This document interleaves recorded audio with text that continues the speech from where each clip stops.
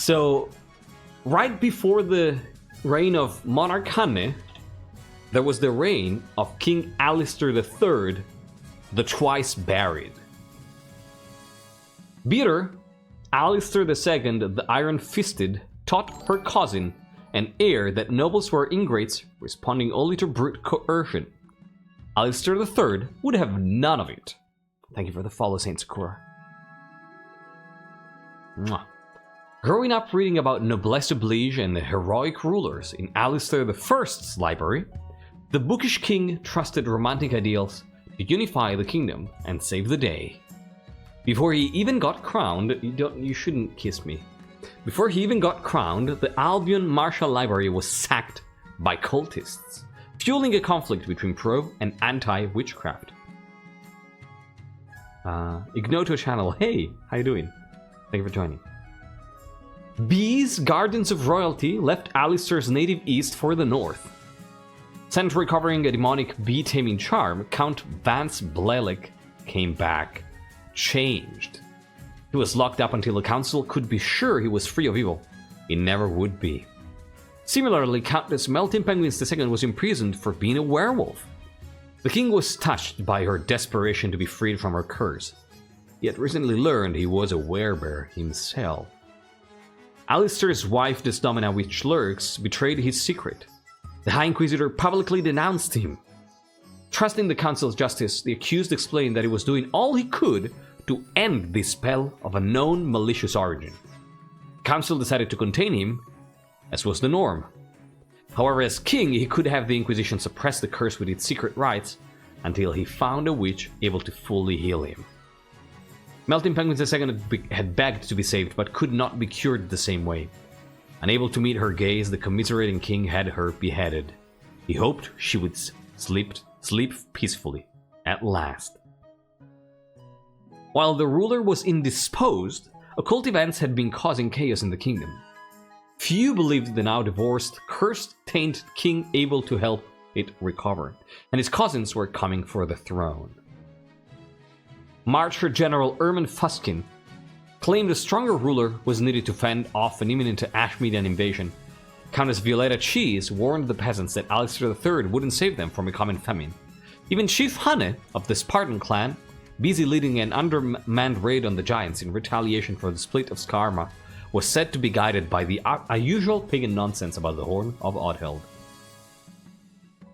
There were open talks of rebellion, council sessions taking place without the king. Count Lord Tensi bluntly told him, "Everyone can see that you're not fit to rule." Alistair III didn't dare punish him for fear of the nobles, stressing his point. Alistair grew desperate to prove himself.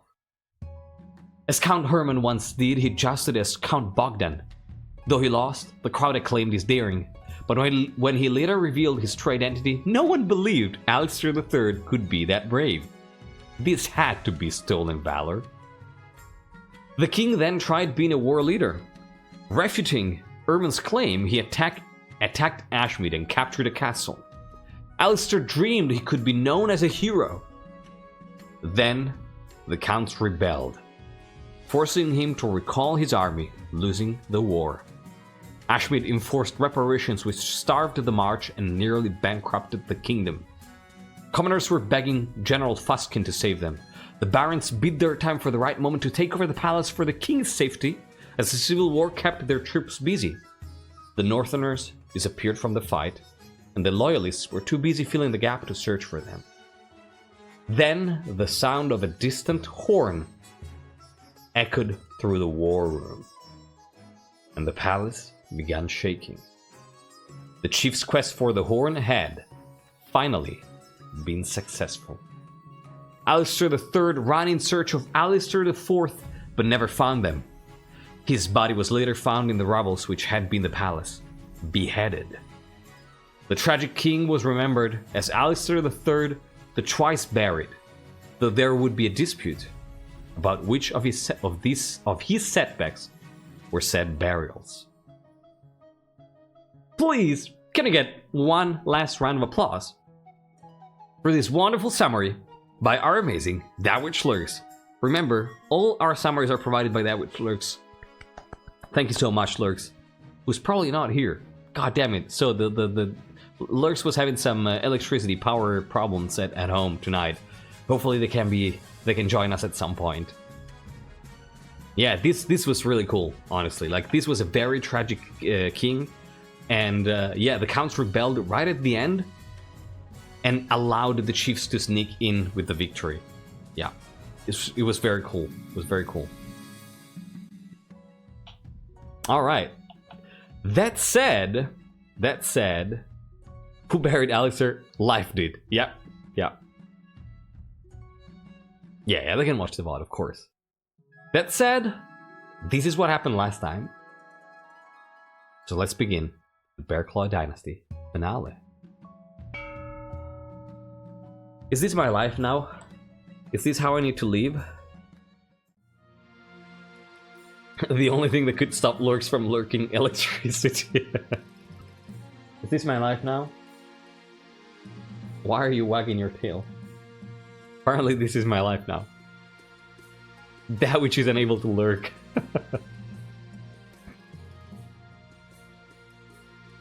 I need to send a photo, Clara.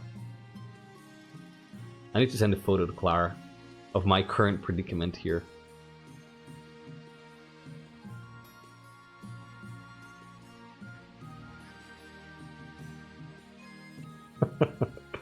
Alright. 24 hours through until the dog leaves. This is your role in life now, deal with it. I mean, I don't know. Can you see her tail? Okay. Joe, mettiti giù. Giù, seduta. At least sit down. Damn. Yeah, Ashmid took land absolutely screwing the march. Look at that 0 farming. The counts look really nicely set here, to be honest. It's pretty good. So who is Monarch Hanne, right? Lurks wrote something for me. I'm gonna read it at the victory path. So first thing, let's do a pile of rubble. Right? No, first thing we do coronation, I think. Because I think that, yeah, first thing we do is coronation. Yeah, the dog is comfy. The dog wants to be tall. I don't know what's up. Like, sometimes she just wants to be cuddled. All right, coronation. Let's do coronation first. No, I think a pile of rubble makes more sense. Let's do a pile of rubble. Yeah, exactly. Let's do a pile of rubble first. Whew. Yeah, luckily I only need one hand here. Your Majesty, you don't exactly have a palace anymore. You do, however, have lots of debris and some spectacularly valuable real estate.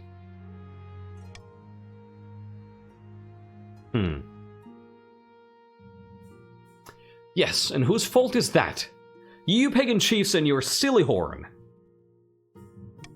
Let's not sling blame, we just need to plan how we can rebuild. Okay. Dai, seduta. Build a perfect reconstruction of what came before. Construct a longhouse in the northern style. Cheap out on materials.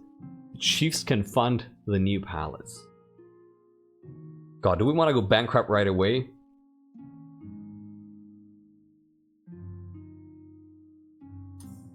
Ah.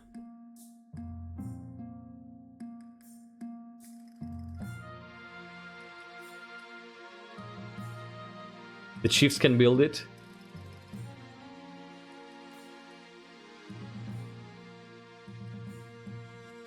I think honestly that Hanne would say, yes, we rebuild it.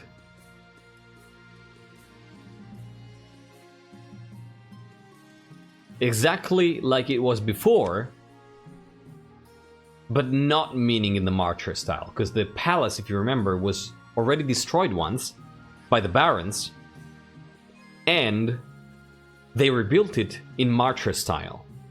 And I think that Hanne is going to say, we rebuild it like it was before the barons destroyed it. So the original palace.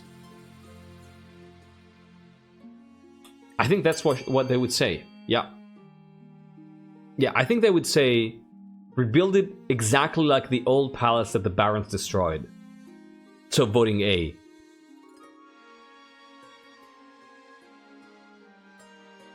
As a chief, I don't think a longhouse would make a good castle.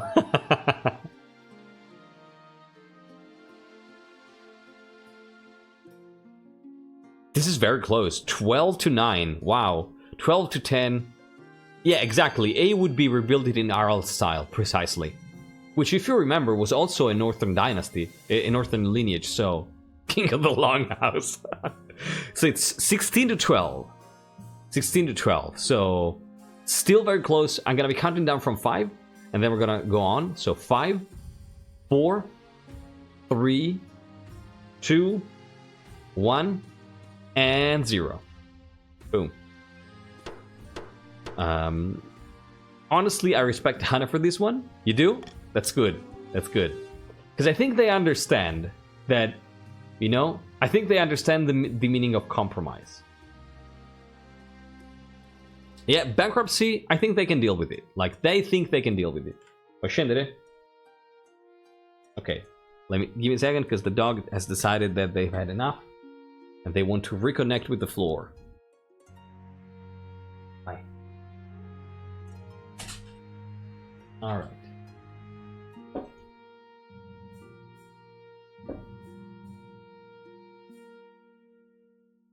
Molotov, devi resistere mezz'ora. No. No. Yeah, the dog needs to be walked, but Clara's gonna be here in 30 minutes, so the dog has gotta resist. No. Bakucha. Goodbye, Molotov. Sorry, dog. Floor dog. This was a smart move by Hanne? I think so too. Yeah, I mean, they think... They also value... tradition in a way, right? Usually leave to the chance to innovate, but I think you're right, Your Majesty. We need to emphasize continuity. There you go. We need to emphasize continuity. There goes Big Cheese. I know she's sad, but... Rapid work begins on the new palace. As the familiar towers rise over the capital once again, you feel a wave of relief pass through the city. So some citizens joke that you shouldn't have collapsed the old palace if you liked it so much. Coronation. Now let's get a crown on that head. Your Majesty, you may have won the throne from King Alexander III, but you must still answer to the council. Yeah, the dialogue is inaccurate, but... As is tradition, they will decide what happens at your coronation. Let's get this over with. Let us call the nobles in. Yeah, just ignore that we had a fort. So what do we do here?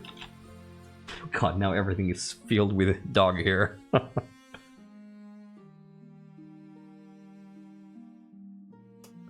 Now...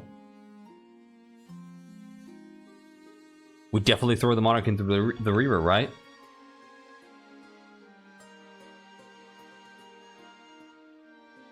Right? Right? I don't think we hold a pagan northern ceremony.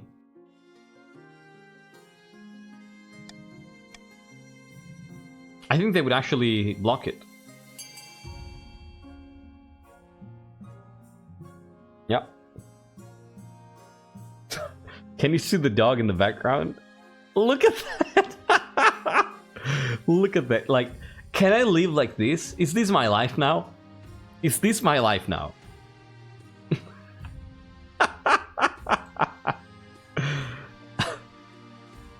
Is this my life now?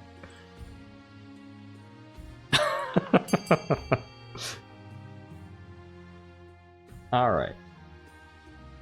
Oh, wow, you're voting for D? No way.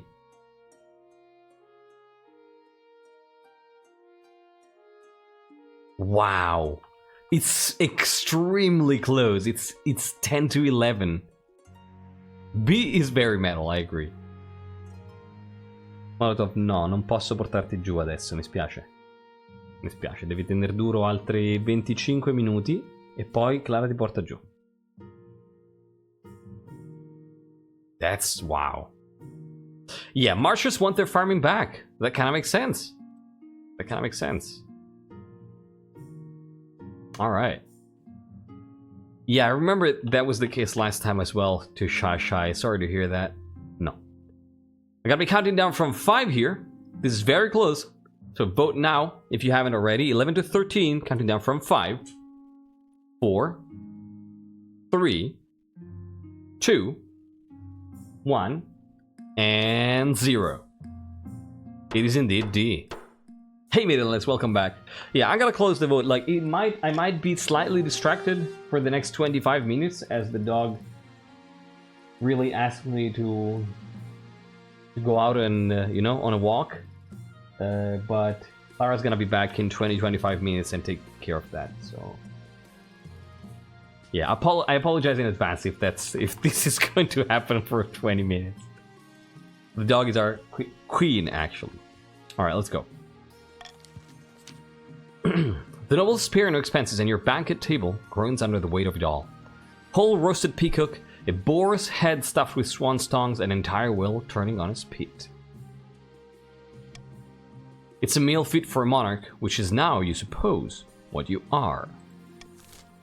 It's good. That's good. That feels good.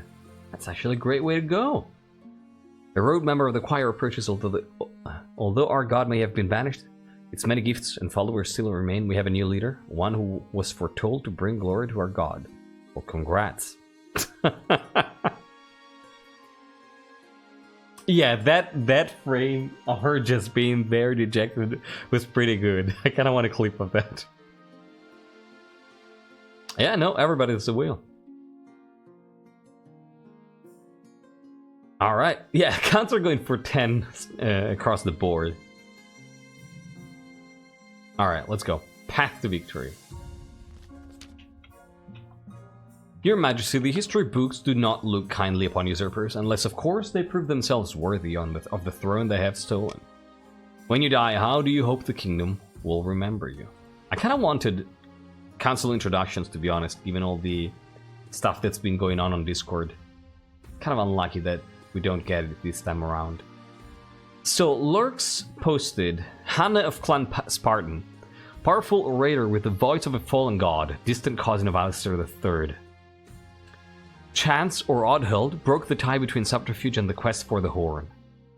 Despite the split of Skarma, Hanne took the fight to the Ice Giants, recovered the Horn, and allowed Ephra Bulbizar II to avenge his father at last. I think Hanne is very smart. Hanne gives me the idea of a very combative leader, but very smart as well. True thing, Northwind.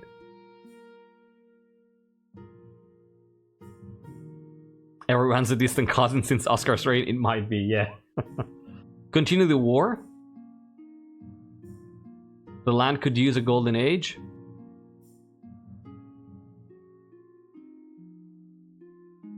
Give me a second, let me see if I can fix this dog problem.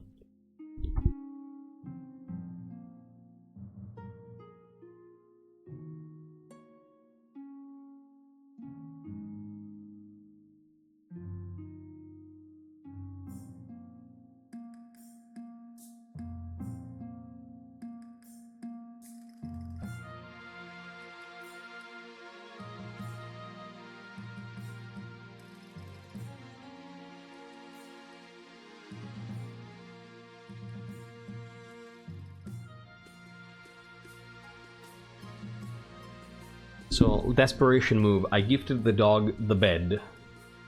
Let's see if this holds. So, what are you all saying here? We never had the war with and Ashmid. We must invade them to show out? To show our strength? We need a golden age of peace. Get revenge. I know it won't be saint with the Monarch. Nah, I don't think so.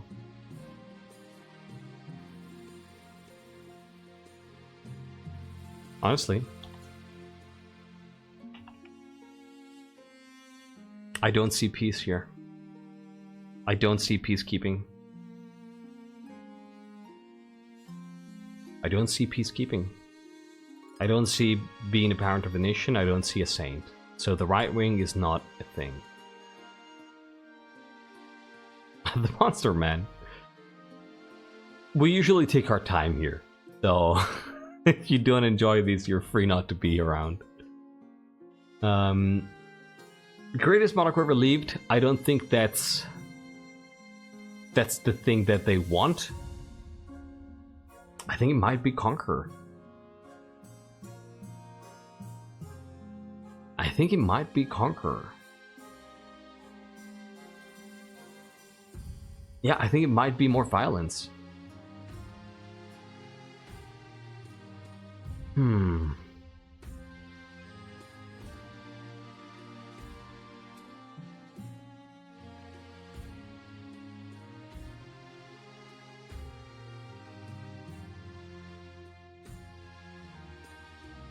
And you know what? You know what? I think that they are trying to... Yeah, it just makes sense. Like, there are actual reasons for that. And the reasons that I think Hanne is thinking of are these. So one, they want to lean on the Baron's desire of revenge after the quick loss that they got during Alistair III's reign. So they want to, you know, get the support of the Barons thanks to that. Giving them a possibility to, you know, get a victory back. Two, by winning a war against Ashmead, where Alistair III lost it, they're gonna prove that they're stronger. Have we actually ever won a war against Ashmead in this dynasty?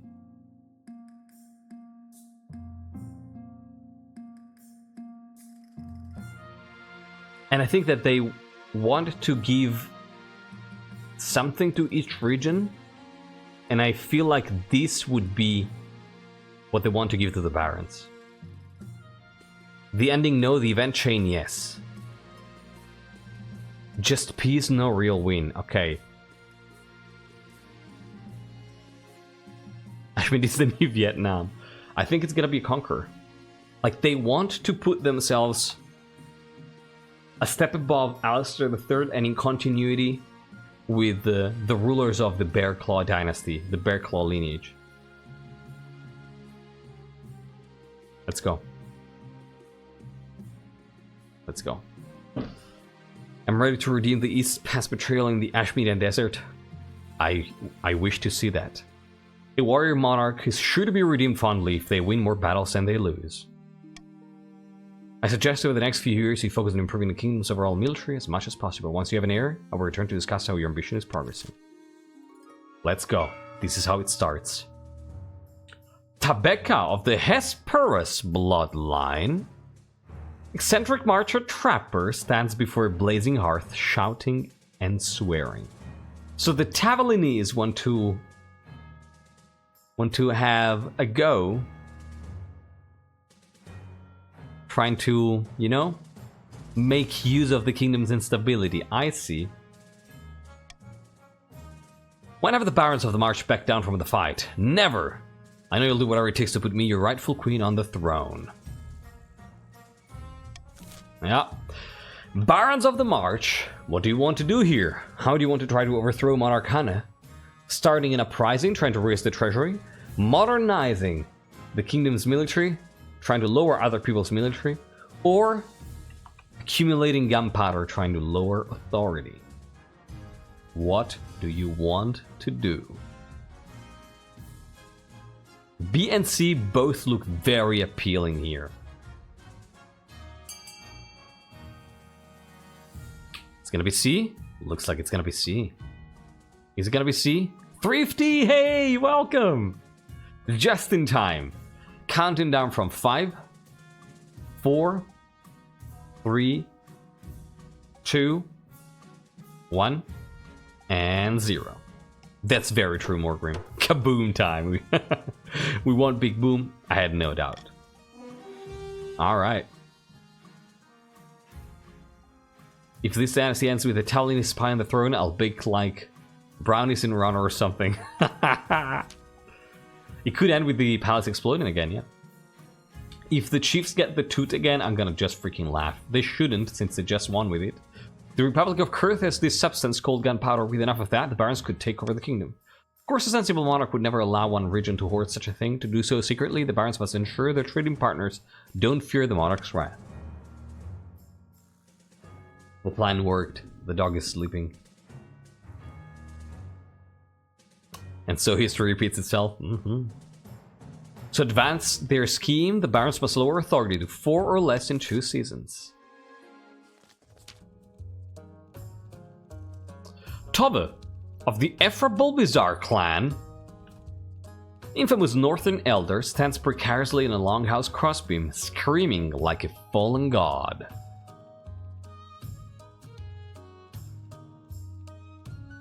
This is pretty good. Ephra. Hanne actually allowed the Ephra Bulbizar family to avenge his father, so... You know? Morgana is with us. Hanne now sits the throne and the chiefs are in charge, but the other regions will already be scheming to depose them. Do we stay loyal to the new monarch, or cut our losses and put me on the throne instead? Yeah, right? Like, so Tobbe of the Ephra Bulbizar lineage has a debt towards Hanne. Is grateful at least. So what do we want to do, chiefs? Do you want to be loyal and aid the monarch? Do you want to try to find a doppelganger and try to lower your defiance? Or do you want to intimidate the monarch and raise stability? I see loyalty. Yeah, no toot, no chance. You got your toot. I'd rather be under Tavalin than the chiefs. Yeah, it looks like unanimously loyalist. That's cool. That's pretty cool. Alright. I don't think there's a reason to count. Yeah, Benny even voted A. Everybody voted A. That's fantastic. Let's go. That settles it then. Long live the monarch. May they bring glory to Morgana. But we can always change our minds. If Hanne ever gets out of line, we can take up arms and get rid of them the old-fashioned way. His goal is to aid the monarch by countering the other region's schemes as much as they can. But you can still rebel. Jeremy of the Saint Sakura Dynasty, infamous Eastern orator, leans delicately on a podium, sighing. She's totally not Italian spy. Yeah. My fellow counts, in ancient times, the East was its own proud kingdom. We can bring back the days of glory, but not while the false monarch Hanne wears the crown. Counts of the East. How do you want to dethrone the monarch? Do you want to use sorcery and ask for the help of a wizard trying to raise authority? Do you want to enact a blood ritual, trying to get the highest farming? Or do you want to offer them ascension, trying to lower your own faith? What do you want to do? God, highest farming is very appealing. Loyal to the monarch simply because I see it as... Wait. Simply because I see it as better than a Italian spy on the throne, potentially blowing up the castle, bringing ruin to the kingdom. That's a reasonable opinion there.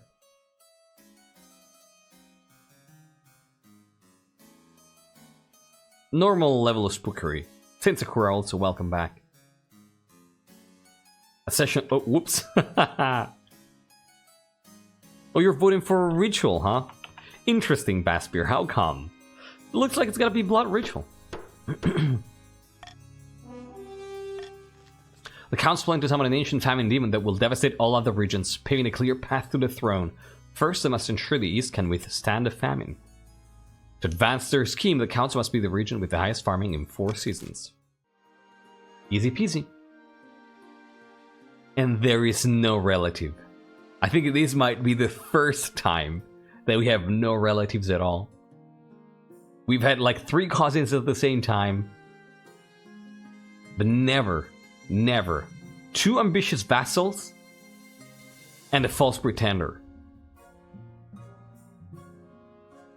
So no matter what happens, if one of these win, The old lineages are going to be completely extinct. I think that if the Monarch doesn't win here, the kingdom just spirals down into chaos and civil war. Like, for real. Like, especially the fact that there are 2 ambitious vassals here. It means that even minor houses jump in to try to get, you know, a slice. Probably, if the Monarch fails here, what happens is small houses declare independence, regions start to, you know... Yeah, basically declare independence and... No, Hesperus, no.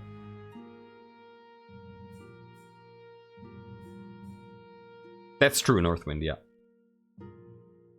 That's actually not that awful. I mean, what do you think it happens when a small house declares independence and a neighboring big house says no? So I don't think if it's not awful. Just want to replace the 9th. Well, good luck with that. Alright, let's go. Laws of the land. Boom. It's not even a question. Iron choice instantly. It's the one I wanted.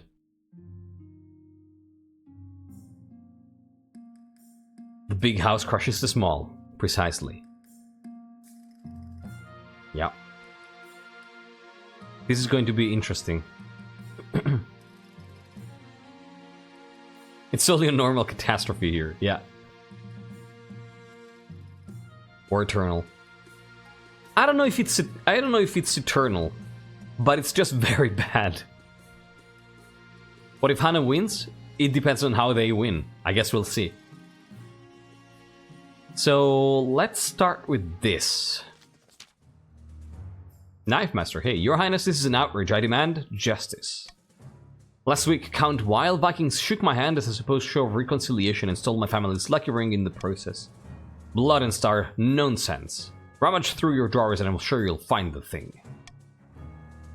Your Majesty, food has stood between our families for centuries. Wild Vikings' ancestors left my ancestor tied to a rock in the woods for the wolves to consume.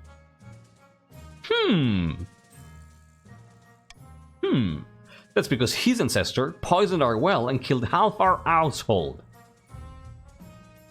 Okay.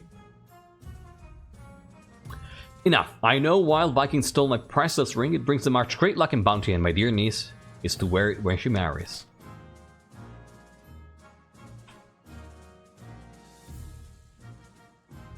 Oh, I mean, is this even a question?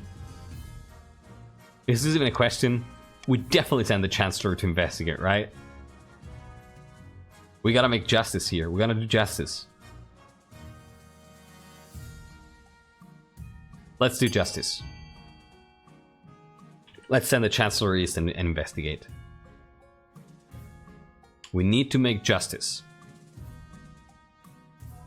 Thrifty Knife Master's houses poison several wells of Wild Vikings household. Oh.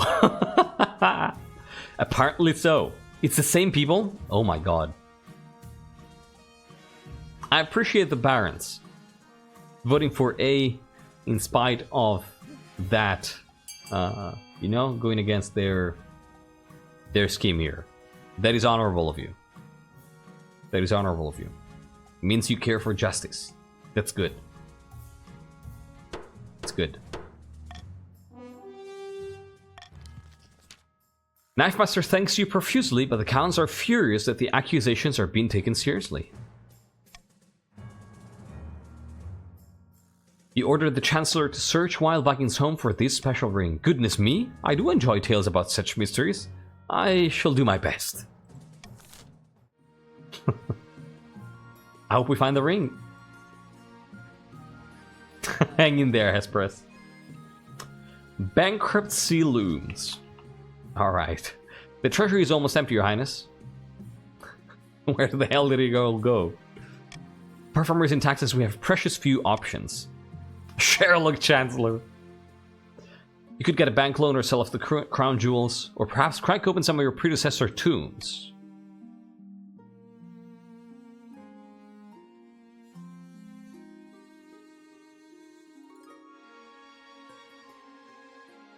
I mean, I think it might be 2 meantime. Right?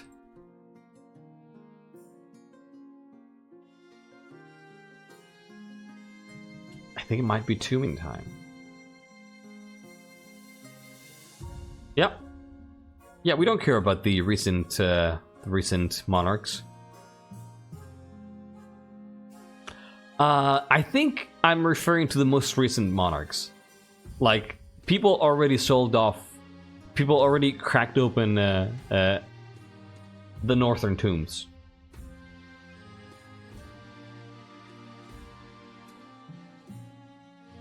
Like, the northern tombs of old have already been cracked open, so... Yeah, right? It's the Alistairs. Exactly. The trans-affirming Ice Warriors, you're right. Yeah, exactly. Hanne's predecessors. Yeah, the previous monarchs.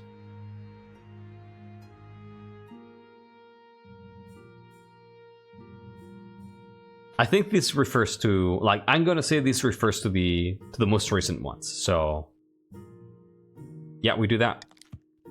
The buried gold isn't doing anyone any good, is it? Time to desecrate some graves. You ordered the royal mausoleums dug into and looted. The result is quite a bounty: gold masks, heaps of coins, precious jewels.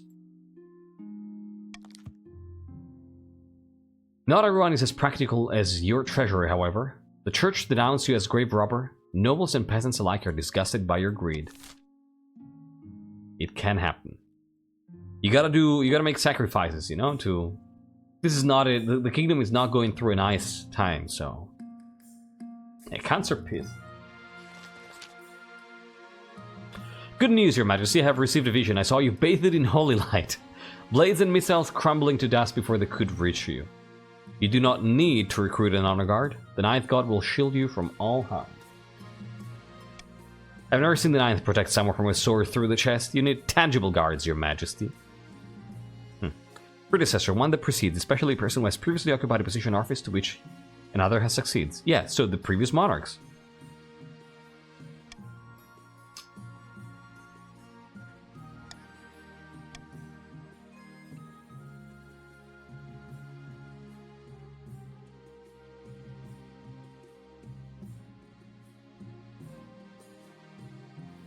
Do I look like someone who cares?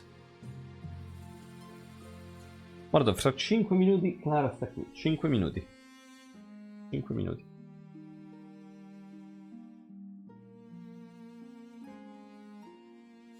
No fucking way.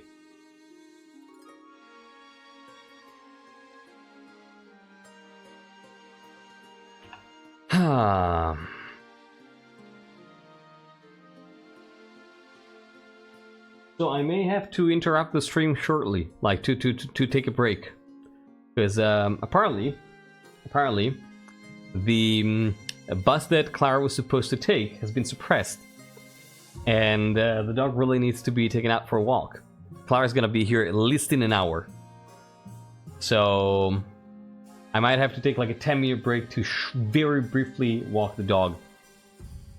Yeah.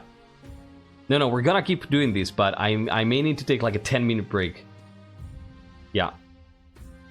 See you, Anthony. Thank you for being here.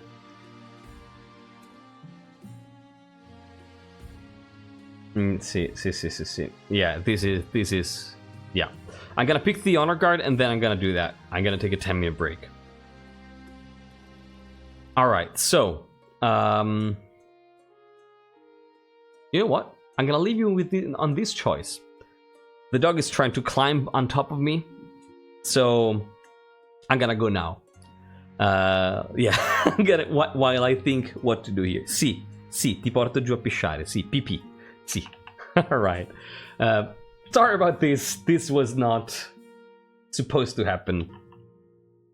Yeah, Papa is demanding. Clara was supposed to be here like 30 minutes ago, but life things happened.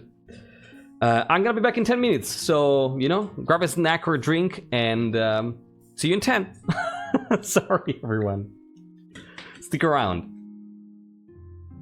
I'm gonna move to the be right back screen so that I can cut this for the highlight, alright? But don't go anywhere, see you in 10 minutes.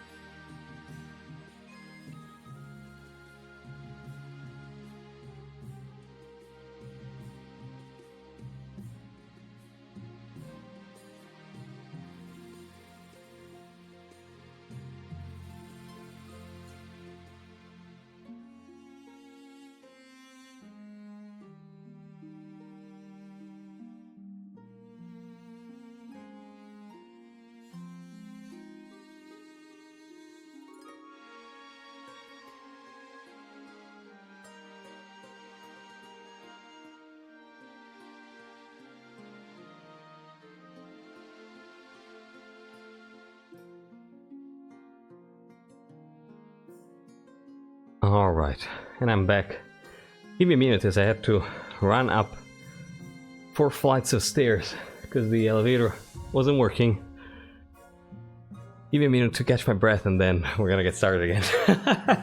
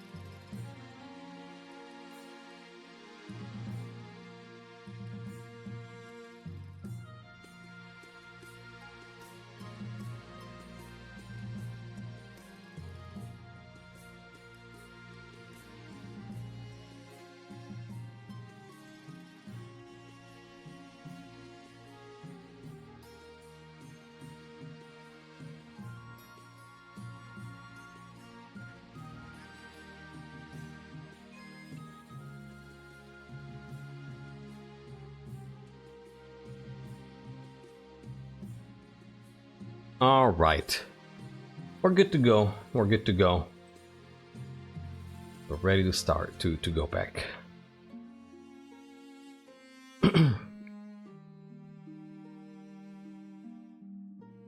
Let's go. Welcome back, everybody. Sorry for the interruption there. Things that happen.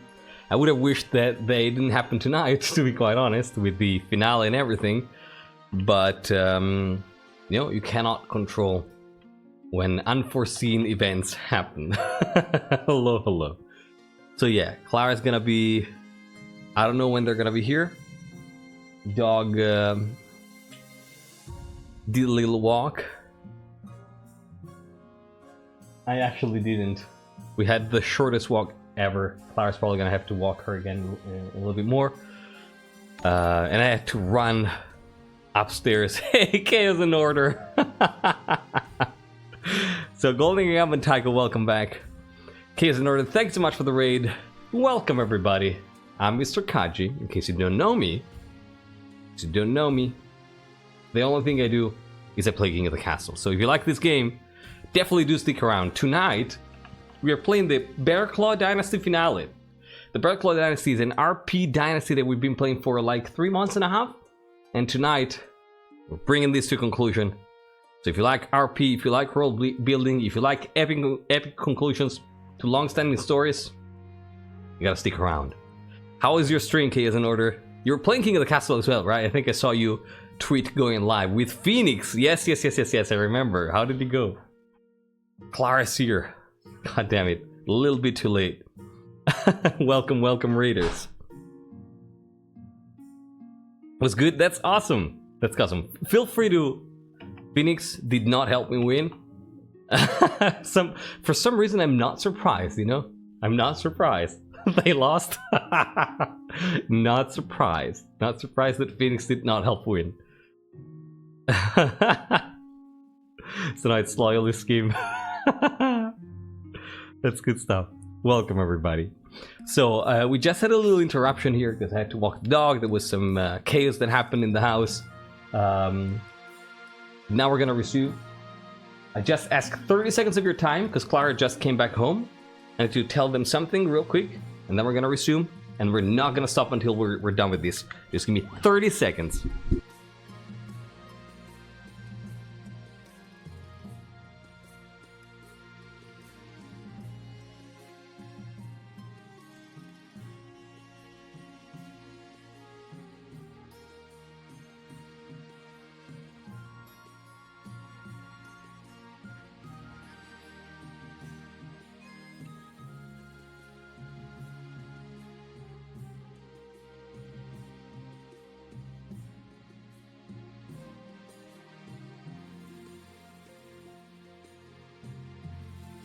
Alright, we're done.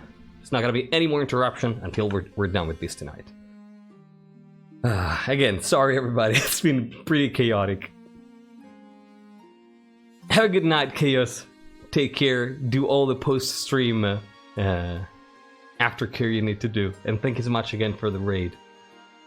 I'd like to think that because we still have all of our armies, the counter-rebellion wasn't stopped, it was merely put on hold.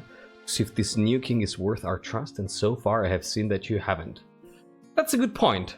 That's a good point. That is a good point. And I think, like, I've actually been thinking about this. I believe that Hanne would probably give a show of trust to the knight, to the east here.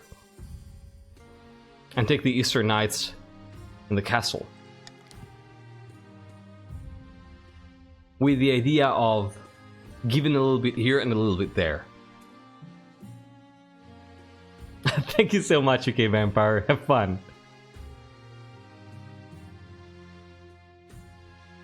All right. What?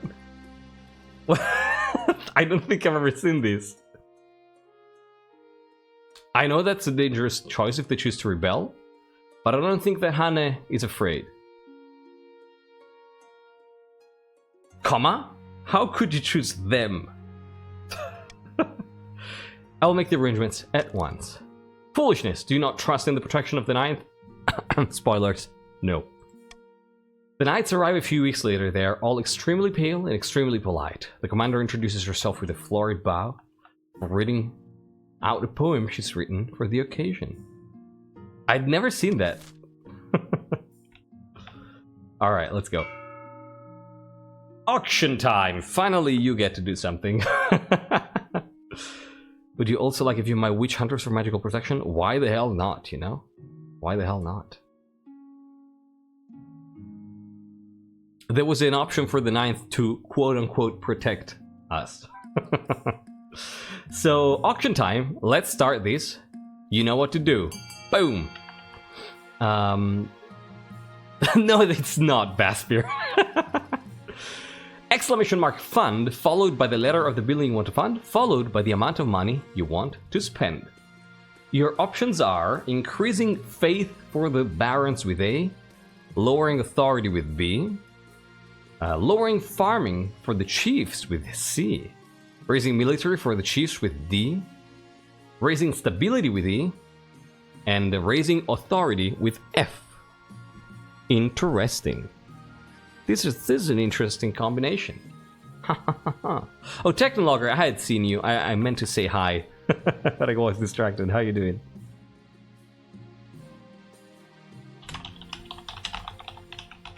And 10 seconds left. You do the thing. Fun, fun, fun, fun, fun. Spend your money. Oh, D was sniped away from the Chiefs. Chiefs, you gotta spend more money. What are you doing? Dragon Pit and Hesperus. Oh, that's actually amazing. Wait. Was Dragon Pit coming in with F, the monument, increasing authority in order to avoid... That's cool. Not bad, bud. That's good to hear. I've been sick for 2 weeks, but now I'm good. Thank you. I like art. Of course you do, yeah, I'm sure that's the reason. Yeah, it's sad, but what can you do? The last impossible achievement. Hope for the bug fixes. Yeah, Hesperus. Huh. But Dragon Pit is loyal, and I appreciate that. Grandies by the ninth, etc. Yeah, and Chiefs is like, yeah, that was a slur. That's good. Thank you for the stability of the kingdom. That's much appreciated. All right. Okay, so what do we have here? Strange crops. Oh god, I read searching for the king. I was really scared for a second.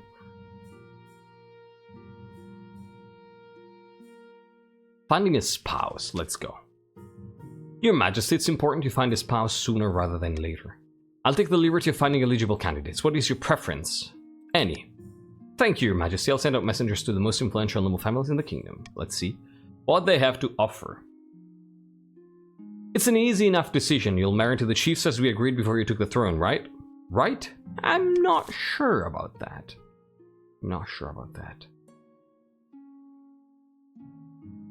Yeah, on Friday.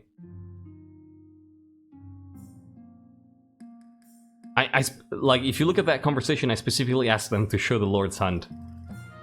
They said, are there any rare events you want to see? And I was like, I'd like to see the Lord Hunt. We'll see if we'll marry a chief. I don't know. Let's keep going with the ring here. The rarest event of all. Your Majesty, I found Baron Knife Master's ring, but the situation is delicate. Count Wild Viking's nephew has it, because Knife Master's niece used it to propose to him. My guardian Wild Vikings doesn't understand true love. My dear Victoria and I are meant to be together, feud or no.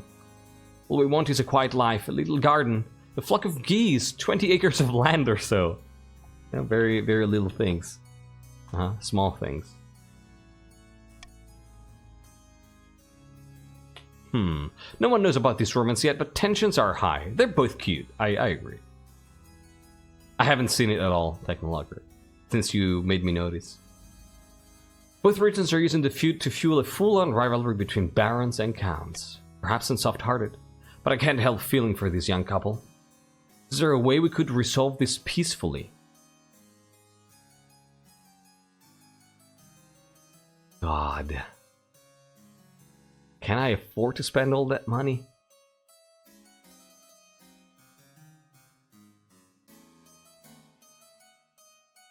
Oof. I kind of want to make them get married, you know?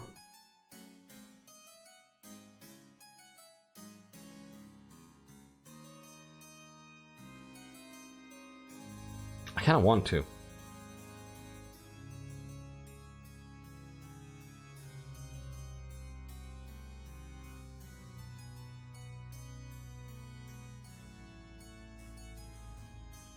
Oh god, I might have to provide a dowry.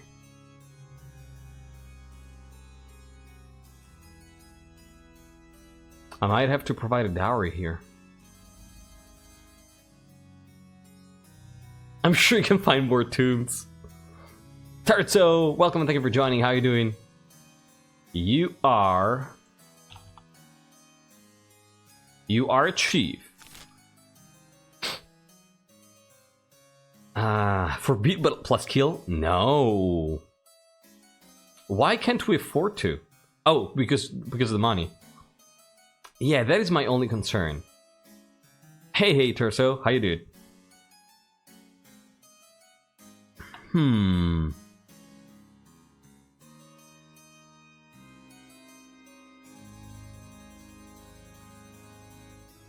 I think we might probably bless the couple's union here.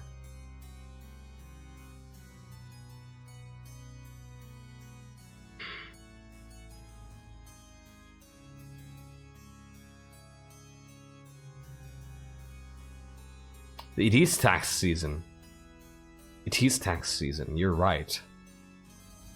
So we might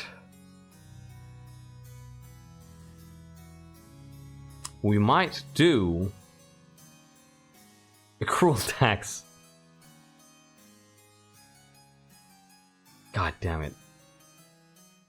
Yeah, the chiefs are loyal. Long live the monarch, you mean?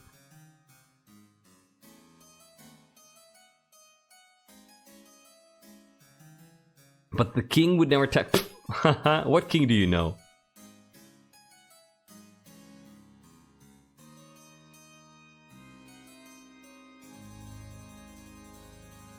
You know, I think that Hanne here is going to publicly bless the couple's union.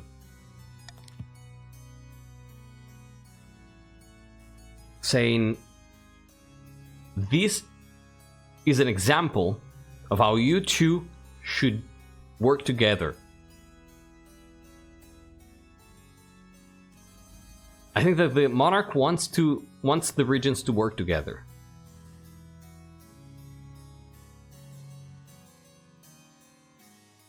Yeah.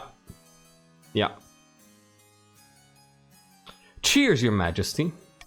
You formally bless the upcoming marriage of Victoria and Valentin. Both barons and counts are outraged, claiming that you've disrespected their centuries-long feuding tradition. As wedding preparations begin, the story of the love-struck couple catches the imagination of the Marcher peasants, who work together to make a huge cornucopia as a wedding gift. Okay, this is not good. Counts are close to rebelling and you pick their honor guards. It's fine. It's fine. Bribing them costs less than doing that option, so... Exactly.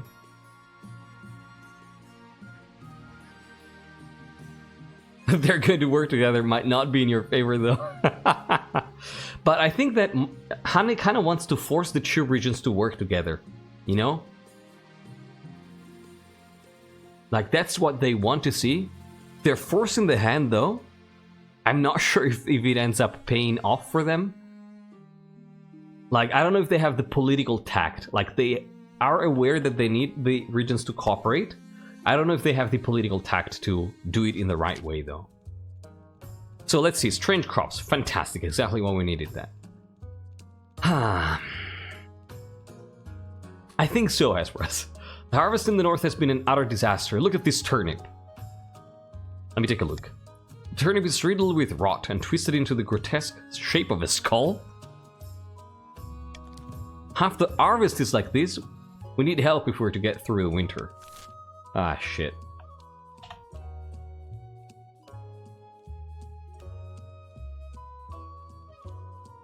Well, that's fucking awful. This is awful.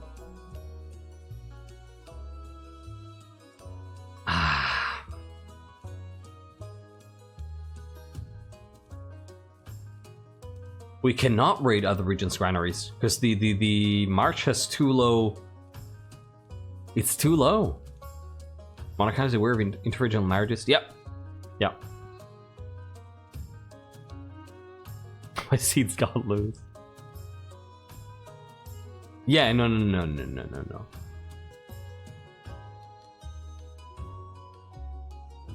I think we might go B.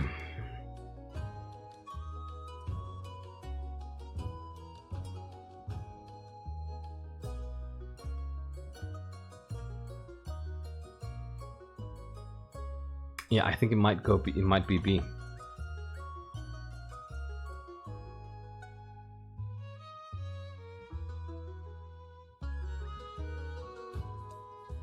Yeah, I think it might be B. We send Quill University to investigate. B2C doesn't make much sense because there's also like there's D that's pretty much similar. I think we just investigate and hope to resolve this. Like, my hope is we're gonna lose farming because that like investigating is time consuming, right? But the hope is maybe we find a solution that can then increase the crop yield, since we desperately need it. Like, we are in a situation where the farming of one region is higher than the sum of the farming of the other two regions. That's not good. Like, Hanne knows that that's bad. By the old gods, we need grey, not wizened old men to look at our blighted crops and mumble to each other about weather patterns. I know, I agree. He sent a fleet of scholars from the university to examine the fields in the north. Whether or not the mystery is solved, a bleak winter lies ahead. Wow, this is very unfortunate for Hanne. Amidst dark and foreboding forests, a small squat castle stands watch over the Marcher border. There, at the end of the kingdom, a plot is hatching. Have the merchants from Kurth arrived with the gunpowder? Northwind, how could you? Yeah, it's bad luck. Like, see, remember what I told you at the start of the stream? It depends on the events. Wow. And Anthony. Not yet. They still fear the Monarch's reprisal, not to mention their own government. Then our work is not done. We need to weaken Monarch Hanne's grip. The Barons aim to lower authority to 4 or less. So...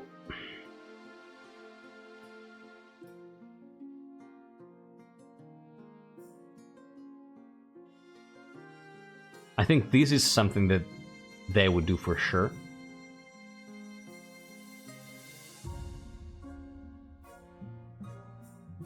Like, I'm thinking this.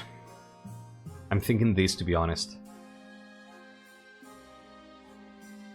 If the North agrees to do one cruel tax to avoid bankruptcy, I think Hanne would be way grateful. Like, I think this is the way to stabilize the kingdom.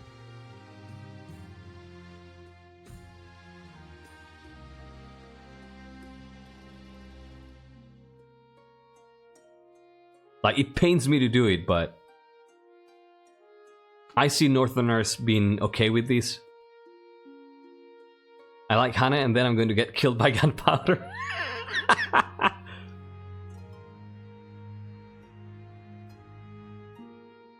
You're just slightly mad, exactly. I agree. I see a lot of people agreeing. So I think that Hanne is going to go with this. In the hopes, exactly, of getting anyone pretty much on the same level of madness, of angriness, and then hoping that, you know, the tides will turn a little bit. For the greater good, exactly. Let's start with some good news. The happy couple. An investment, yes. Honest weed, hello. The bankruptcy, we cracked open some tombs. Yeah, this is... we got a good start. How you doing? Your Majesty, the couple from the March and the East are here to speak to the Council. Oh, Your Majesty, you've brought us so much joy. I can't believe I finally get to be with my dear Valentin. But it's not all good. We wanted to get married and start a farm together, enjoy some peace and quiet for a change. All we need is each other and a few adorable animals, and the wedding would be tiny, 300-400 people at most. But of course, Knife Master and Wild Vikings refuse to give us anything. Please, my liege, help us just once more. I don't have any money, dude. Like, what do you want from me? Hanne's finding controlling the regions a lot more difficult than it seems. Yep. I mean, they didn't want to control them specifically.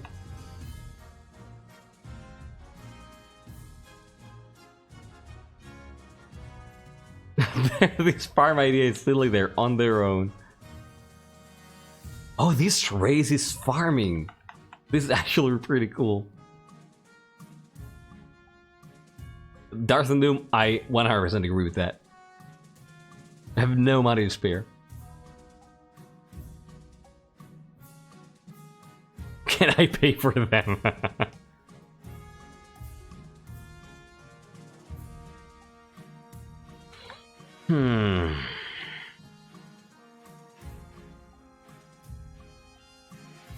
Can we spare some land in the north? Can we spare some land in the north?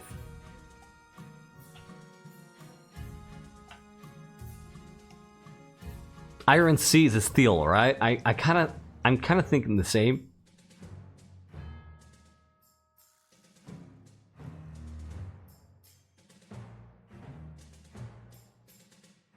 Yeah, exactly. Like, the farm will fail? Maybe. But the fact that we have, you know, crops not working out, so lower harvest, also means that if we have more farms, maybe we can actually get more... Lucky ring would help, like more output.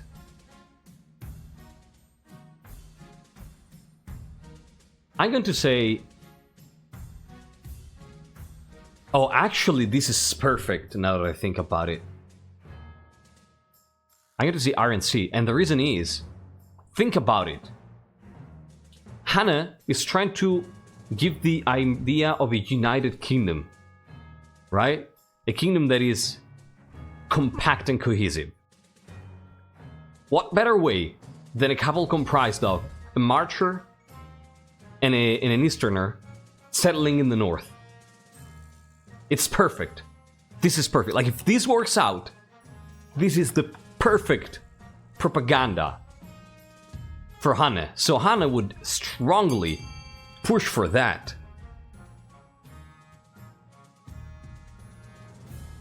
Right? Like, this is someone from the east and someone from the march going in the north. If it works out, it's perfect.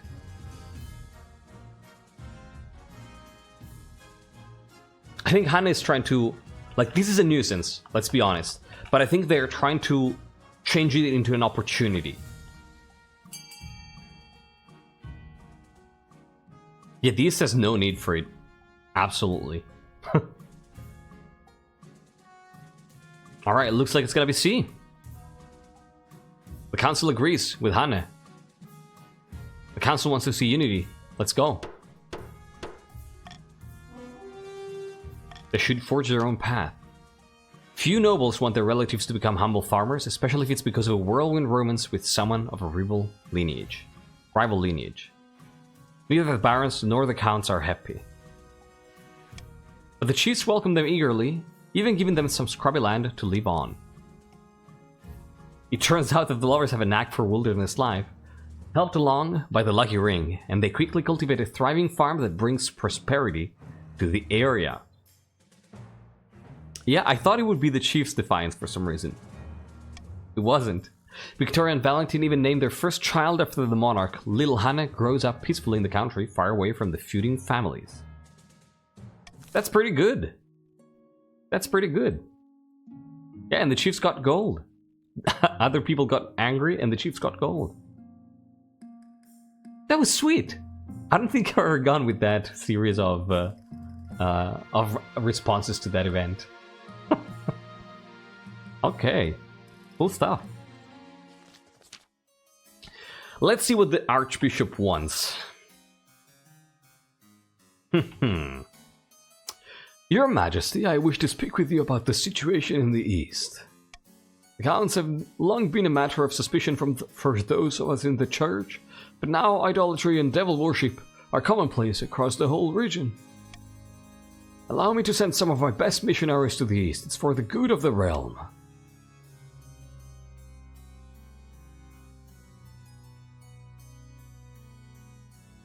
Well, I'll have to bring this to the council. Of course, Your Majesty, I would expect nothing less. Maybe they don't want faith, though.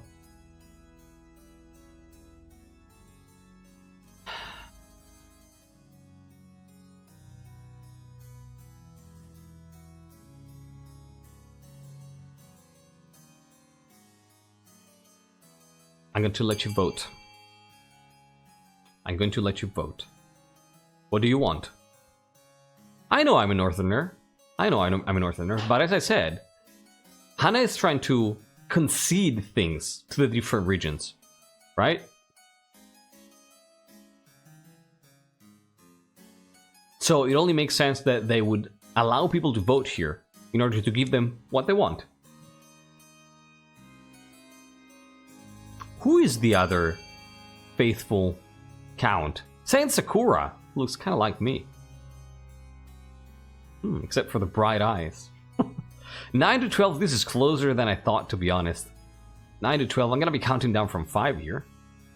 Let's see. 5, 10 to 13, 4, 3, 2, 1 and 0. 10 to 7. 10 to 18. Wow. Okay. Deny the Archbishop's request for a mission. Very well. If this is the will of the Council, then so be it. I'm glad that the Council respects our sovereignty enough to leave us to our own business. Thank you. Yeah, the 9th is a minority. Except in the March, I feel like it's starting to take root a little bit more. But not as much, yeah. Quite not enough. Alright, let's see who we marry. I have found 3 potential matches for you, 1 eligible young candidate from each of the kingdom's 3 regions. I'm sorry, Vaspir. Next dynasty. Yes, I know. Let's see the eligible candidates. They whisk away the cloth from the first portrait. Please, I really hope you sent me good folks here, alright? This is Eric, firstborn son of the Northern Funnemeep clan. He's been a melancholy sort ever since he was a child, but otherwise he's decent enough company. If it's a mag, yeah. Okay, only the best? I hope so. Melancholy. I've heard he spends most of his time playing cards or making wagers with friends and hangers-on. People say he nurses a grudge, though. This is very not good. This is not good. This is not good. Top lad. A melancholy gambler with a grudge. Nope. This is not great. A melancholy gambler with a grudge.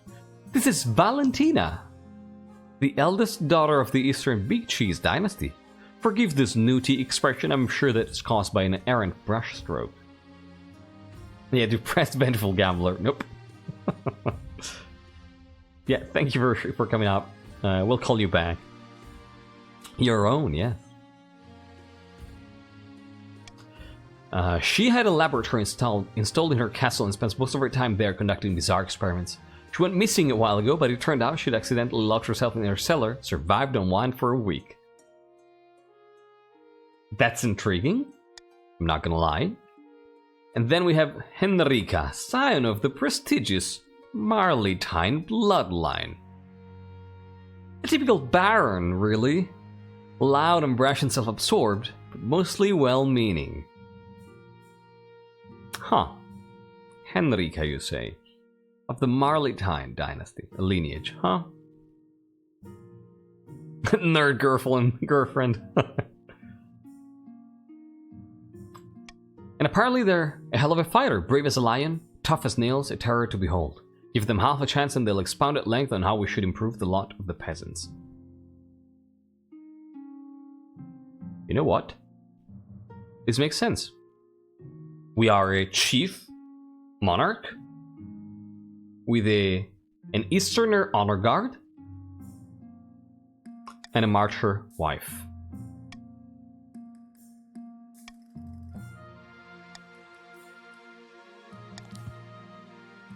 Excellent. I'll make the arrangements. Easy. A marcher wife was a great fighter? Yeah, no, the March candidate was the best. Yeah. You're really gonna marry into the Massey family? I mean, they're almost all dead at this point, so... yeah, someone gifted you a sub. I think Risk Player last time. We don't... Do we care about these? Do we want to stop the count here?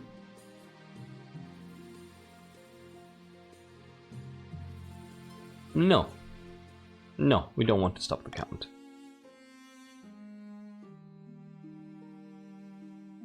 This is the reincarnation of Tobias? I don't know. Pretty different from Tobias. Rude, calling my house is almost dead. Isn't that true though, compared to how you started?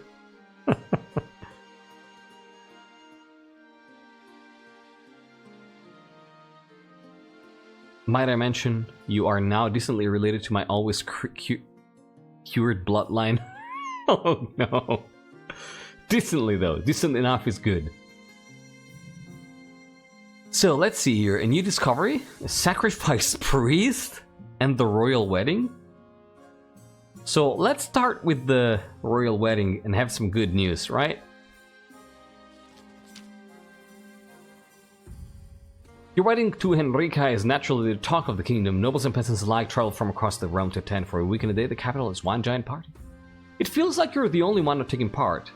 Soon enough, you're standing in St. Bertrand's Cathedral with Henrika at your side. Do you take this person, as your lawfully wedded spouse? I do. Then I pronounce you married in the eyes of the kingdom. And people like it, see? After the wedding, of course, there is a feast, and after the feast, a dance. Your new spouse Henrika dances so vigorously that they spill wine all over themselves. They're kinda cute, to be quite honest. By the time you find yourself alone with Henrika, it's past midnight and you've never felt more tired. Good God, I'm so drunk.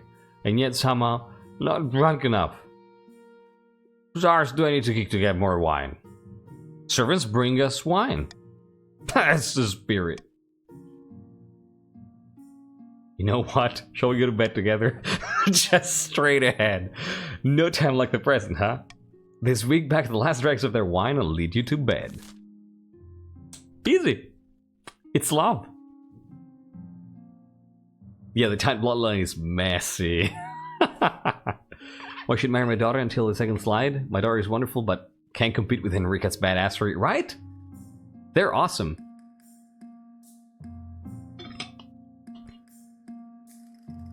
Yeah, they're cool. They're cool. I like this spouse. I really hope. Like, now I'm kind of rooting for Hanne just to see Henrika thrive as well. I don't like these two events. I get a bad feeling here. Like, this is particularly worrisome. Let's go with a new discovery. The scholars you sent to investigate the strange harvest in the north have finally returned. I really hope so, too, Darth Von Doom. All our tests came back negative. The blighted fields were dozens of miles apart, often with completely different crops. We only found one thing in common. Oh shit, now I remember this stuff. Yes? The plowshares. They were all forged from iron from the same mine, owned by Chief Katori Blueberry. But that couldn't be the cause. It's impossible. Katori, what is the Blueberry clan doing? Yeah, I know what this is. This dynasty has no celibate, partygoer, or peasant lover. Wow.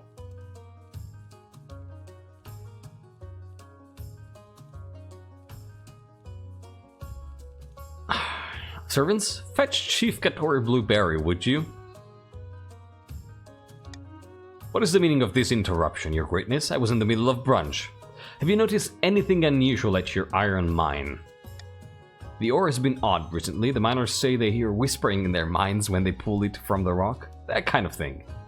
And you didn't see fit to tell anyone about this? Katori? All the Monarch's married nobles? Makes sense to me. Miners are a superstitious lot, Your Greatness. They're constantly complaining about ghosts and ghouls and all manners of buggers in the tunnels. Okay, we must inform the council. Don't make me close down my mine. I'll be ruined.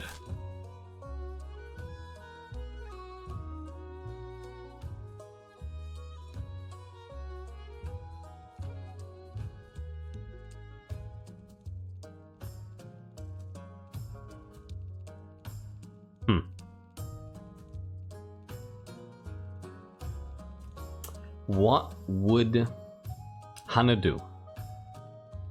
I mean, closing the mine would make sense as far as farming goes, right?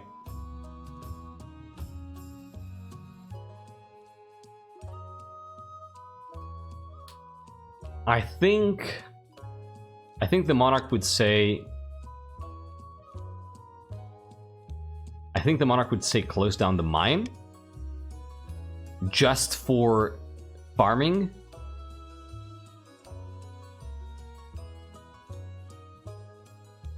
I don't think it's a strong preference, though. Yeah, I don't think it would be a command. So I think the Monarch would say, I would close down the ore. What do you nobles think? Where's the Send Priests option?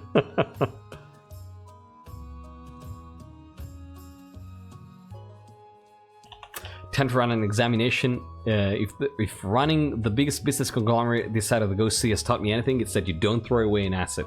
What asset? This is ruining our harvest. I'm going to need so much help putting where Henrika would be in the Time Bloodline tree. Nah, just pick a spot. They're gonna fit right in.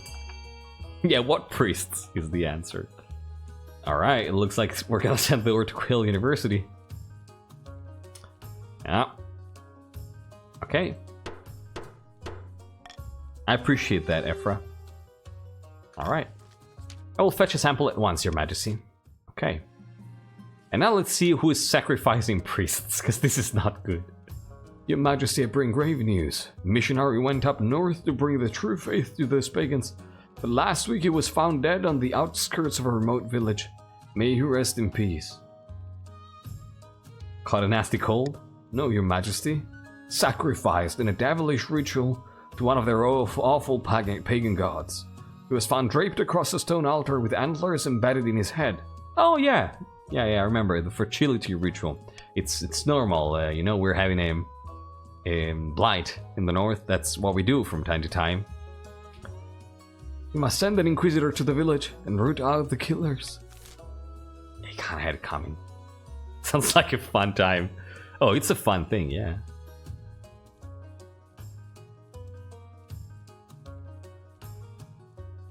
Send the lone inquisitor who's gonna get sacrificed too. No, we're not gonna do that. No, we're not gonna do that.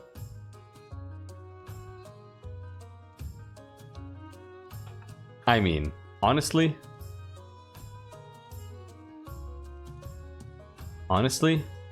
let the matter lie. Let the matter lie.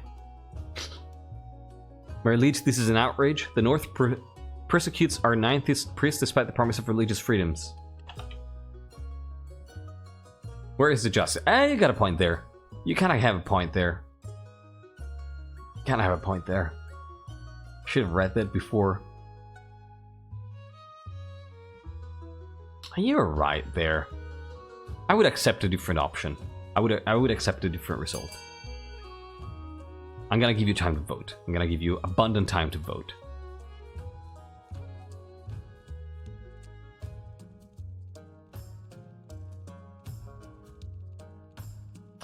Yeah, I think D would have been an acceptable result as well. I was actually kind of indecisive between A and D. Like, I think that here, Hanne's northernness prevailed in saying, no, we just let the matter lie here. Because probably they sacrificed the priest in the past as well. So they don't see how that's bad. They probably sacrifice, you know, God speakers as well in a situation like that. Alright, it looks like it's gonna be 11-8, so this is still close. So I'm gonna count down from 5 here and let you vote in case you haven't. So do it now, counting down from 5, 4, 3, 2, 1, and 0. Alright. Are you and your council out of your collective minds, Your Majesty? You plan to ignore the wanton murder of a man of faith? Yeah. Across the kingdom, priests start to preach to their flock that the monarch is in league with pagans and devils. I mean, I am a pagan, but okay. Late at night, two counts meet in an ancient stone cemetery to discuss their schemes against the monarch. Our grain stores are looking much more impressive than the rest of the kingdom, Howitzer. How could you? Yes, and I've had peasants from the march moving onto my lands, desperate to sponge off our prosperity. Electri, I thought you were on my side. Yeah, it's not you for once, Vaspir. Most pleasing, but won't summoning this demon be difficult? It's magic beyond our usual fare. The walls of reality are sturdy, but they can be weakened. A tide of blood must swallow this kingdom in its wake. Chaos. For the next stage of their scheme, the counts must lower stability to 5 or less in 2 seasons. Okay. Okay. Okay. I mean, if I get Call for Unity, I think that at this point Hanne cares more for that than to assert their authority. So I wanted to go for that anyways, but we'll see. We'll see if it comes up. The Gossamer Shield, Rising Tempers, and a Spot of Heresy. Just a spot, just a smudge. Just a smudge. Let's go with this event first, right? So far I would say that someone praising called Caldovaga for sure. It's right here, yeah, at the border. You're right. Let's go with Rising Tempers. Hanne, I have something I need to discuss with you. I've been touring the grounds and speaking with your officers. A lot of wasted potential, if you ask me. Make me a general in the Royal Army, and I'll whip them into shape. It could turn the tide of war one day.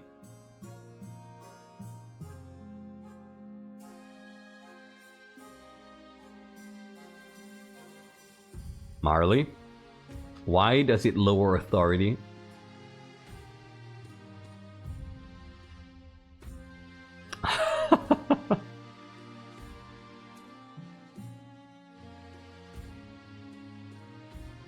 Why does it lower authority, Marley? I thought Henrika was cool. I kind of say why not, to be quite honest. Like, I trust Henrika. I trust Henrika. Grand, I'll have them up to snuff in no time. Despite your other generals grumbling, you hold a lavish ceremony in which Henrika is decorated with a number of meaningless medals and given a fancy new sword as a badge of office. But to no one's surprise, not much changes over the coming weeks. If anything, Henrika is out of their depth. God damn it. Good fighter, not a good general. Not a good general. Yeah.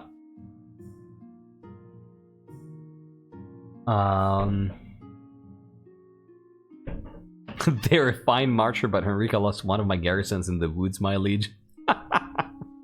That's not good, I'm sorry. Yeah, nothing about the description said they were incompetent, that's true. And also, they're a real fighter, right? So, it's okay. It's okay.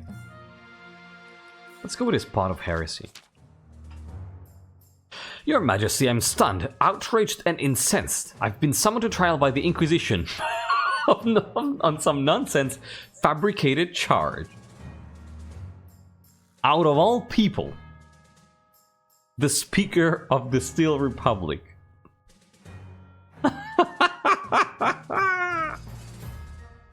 Who funded the Kingdom of Cult Coalition. Yep. Of all people, it's Steel.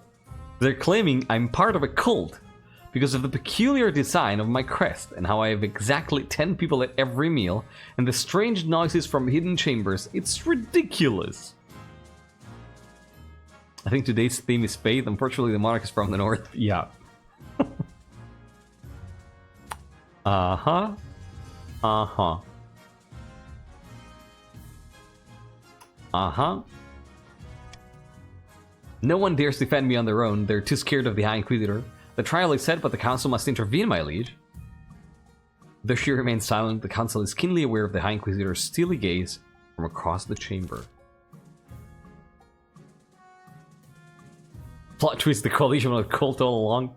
I mean, Kingdom Occult Coalition. What did you think? It's in the name. It's literally in the name. The towers? Oh, I can tell you why the tower is considered heretical. Because of the spires. Because of the spires.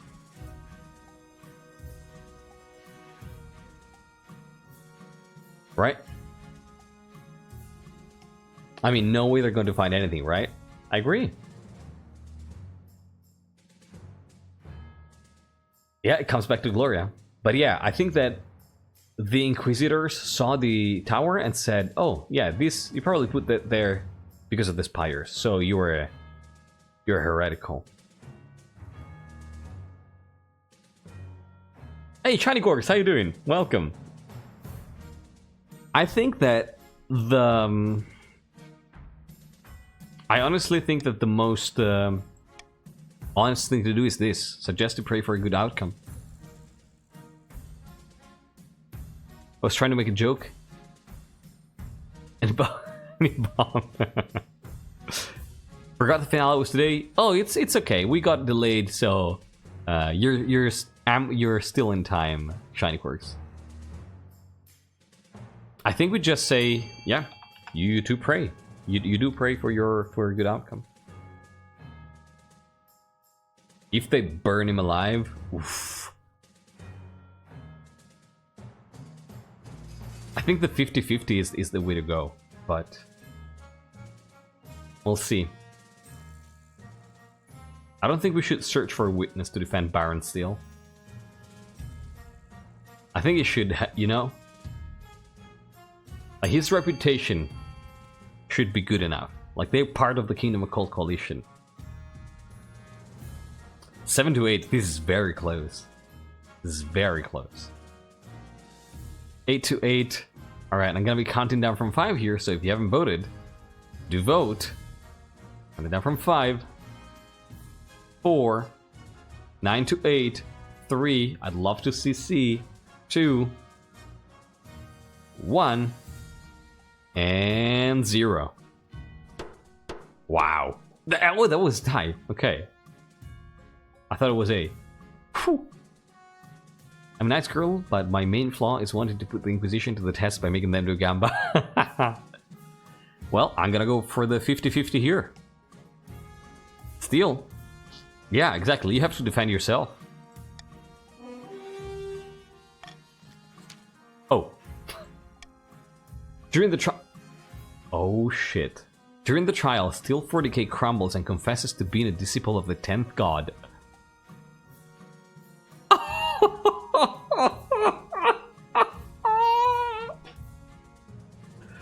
Mwah. Well, that's great. Well, that's great.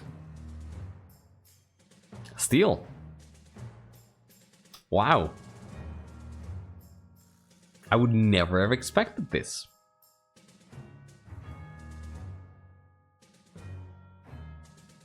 Wow.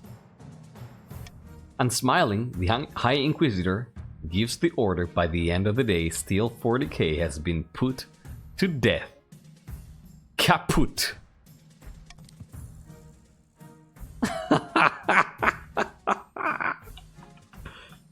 Yeah, one of the founders of the coalition, apparently was a heretic. So, just imagine now what that can mean for the coalition. Wow. Wow. Wow. I am still incredulous at that. I'm still incredulous at that. I don't know why I clicked. I instinctively clicked on the event, but... Oh, he's not a founder, okay. But that's still insane that of all people, it picked you. We had decent gods before the Ninth came and killed them all. This will affect the subplot strongly, yeah. Yeah. That's insane. So you were a cultist, okay. Your Majesty, heed my plea. The great tragedy of our time has befallen the East. A demon hatched from the ground. Worse even than that, I fear. An order of once great knights has fallen into disrepute. Strike of Bones, what happened? Hi, Eastern Knight. Cute. It's the Order of the Gossamer Shield. Oh, them. They were once the greatest of the knightly orders to serve the counts. Their virtues were extolled by bards across the land. Tales that would make a troll weep.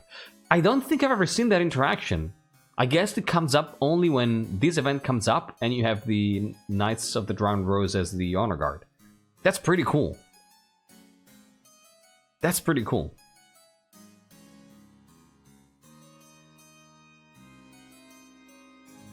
Right? That's pretty cool. They were once the greatest of the knightly orders to serve the counts. Their virtues were extolled by bards across the land. Tales that would make a troll weep. But they've been brought low. They're working as glorified bounty hunters for the north. This is a stain on the honor of the east. Nonsense. Our military has suffered some setbacks recently, so we hired Gossamer Security to keep order for a pretty penny, I might add. Gossamer Security has been solving the problems we want solved and kicking the buttocks we want kicked. Blood and stars. Gossamer Security. How has it come to this? These are knights, not mercenaries. And then you're reminding of a little thing called chivalry.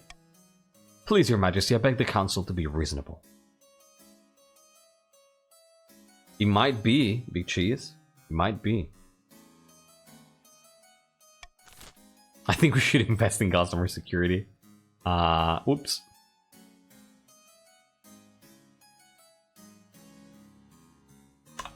Recall the order and restore its courtly dignity. Invest in Gossamer Security to help protect the north. Ignore the situation. These are not great.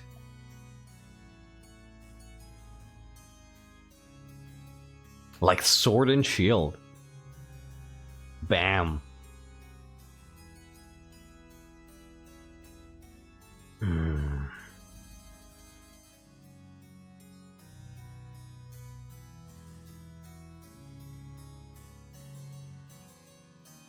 I kind of want to let the East have this. This is very worrisome, though.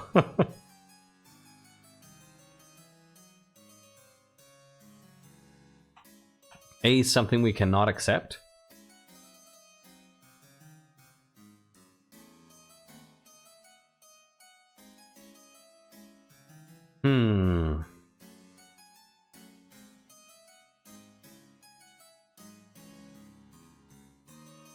I definitely don't think that we should spend money. Let's put it that way.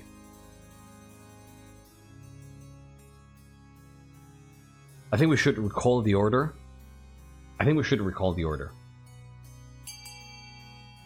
But, yeah, that's my role-playing speaking.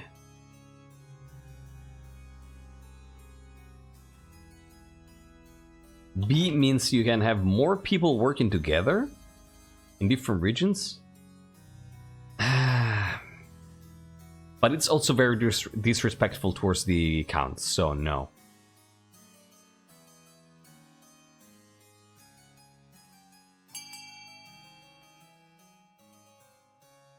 You mistyped? Uh-huh. This is super close. It's 12 to 11. I can't believe this. Wow. Look at that. All accounts want A. Yeah, this is very, very clear. Alright, I'm gonna count down from 5 here. 13 to 11. This is extremely close, so if you haven't voted, you really should. Counting down from 5. 4. 3. 2. 1. And 0. Marley voted for A. Alright. Risk player, Ephra, and Golden and Gamba voted for A. Did Vasper vote here? Yeah. Alright. By the old gods, you haven't heard the last of this. Unfortunately, with the Knights of the Gossamer Shield recalled to the east, order breaks down in the north. Raiders hide out in the tundra and target trading caravans, leaving the chiefs to no choice but to give their merchants hefty hazard pay. Still, the counts are pleased. Hopefully the reputation of the order will recover. Yeah, it makes sense, Ephra. Thank you. Alright. Deep in the back rooms of the royal palace, the northern chiefs are poring over secret letters and scribbled diagrams, and the wall is corkboard filled with pins and crisscrossed by colored string. Kiwi! The monarch didn't marry Eric, but at least they married someone. Now they just need to get on with finding an heir. And here we have Liverpool. Hey, the clock is ticking. My spies have reported that the counts are stockpiling food in the east. They're definitely preparing for something big. That we've got to keep up our efforts. Monarch Hanne isn't going anywhere on our watch. The chiefs must continue to aid the monarch by countering the other region's schemes. Left chiefs look familiar? I mean, right. Alright, what do we have here? Ooh, these are interesting. These are very interesting. These are very interesting. I'm just going to say, I would love to see A. I would love to see A. That's all I'm gonna say. Auction time, everybody. Let's go. Yeah, Declan getting all involved in politics. Incredible. Exclamation mark fund, followed by the letter of the building you want to fund, followed by the amount of money you want to spend. You can increase stability with the library with A, lower authority with B, raise military for the chiefs with C, lower military for the chiefs with D, raise authority with E, and lower stability with F. If I could choose, I would fund A and C. I would fund A and C if I could choose. Like, no doubt about it. There's 20 seconds left, so make sure to spend your money. This may be the last auction in the game. One of the last for sure, so spend that money. Spend that money. 10 seconds left. B and F, really? B and F? B and F? This kingdom is going to shit. Thanks to thrifty tokens and shiny quarks. Good job. Good job. Good job. Lowering authority and stability. Well.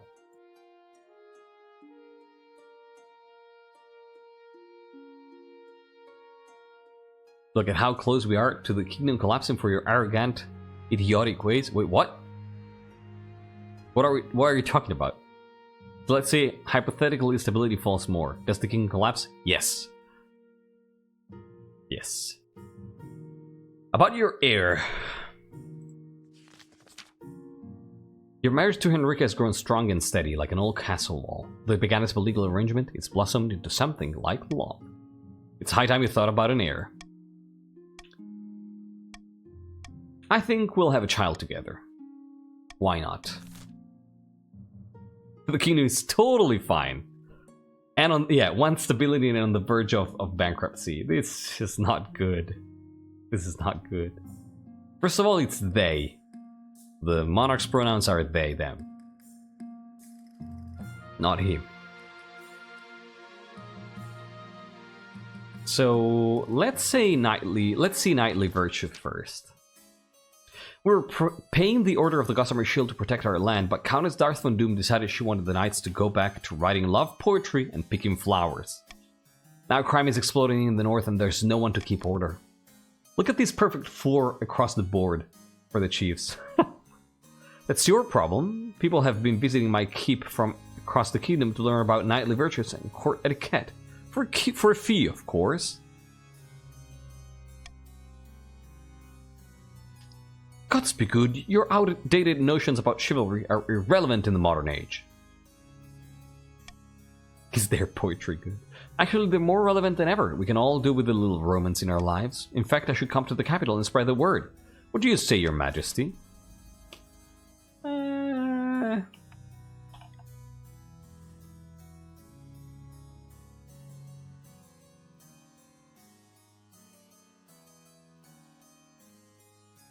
You know what?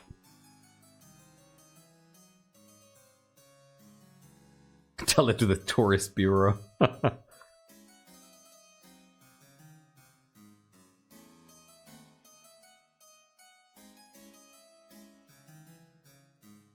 So, I'm gonna be honest.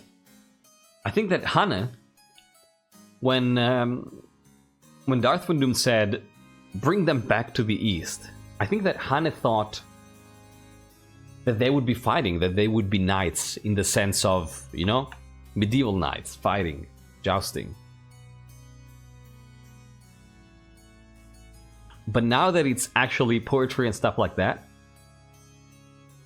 they're kind of thinking maybe they were better off in the north fighting and being actual warriors.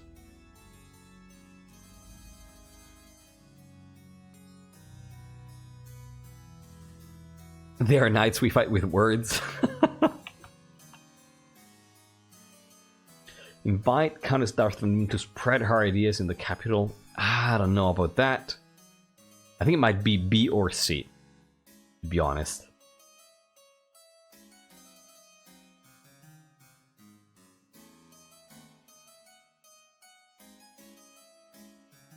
I think it might be B or C.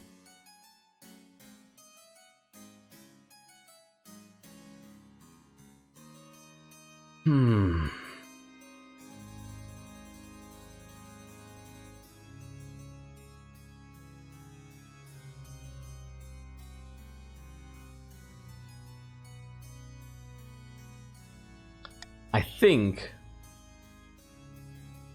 the Monarch's gonna say C.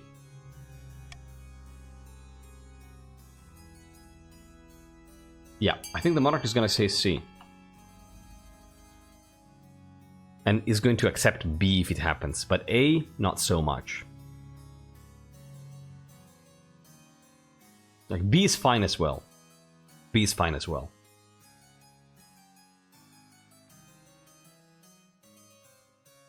This is very close.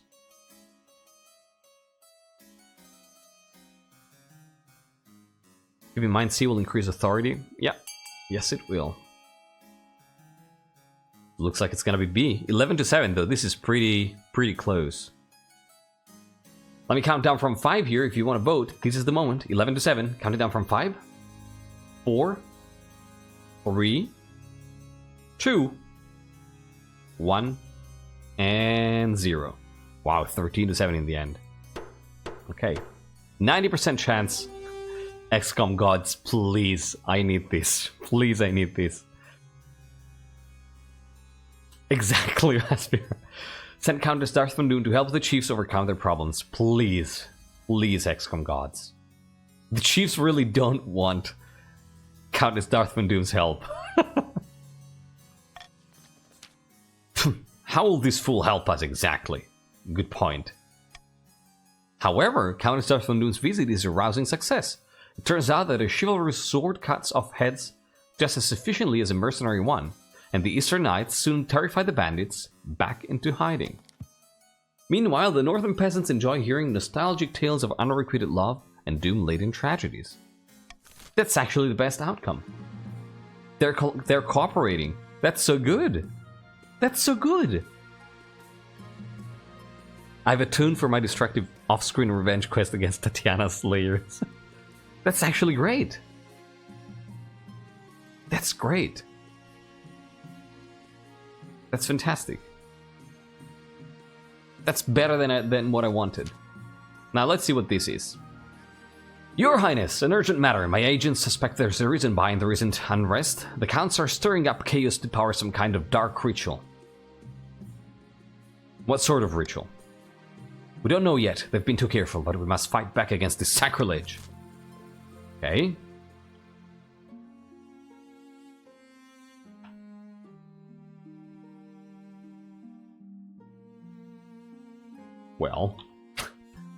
Well, a ritual? What? So we're gonna veto C. And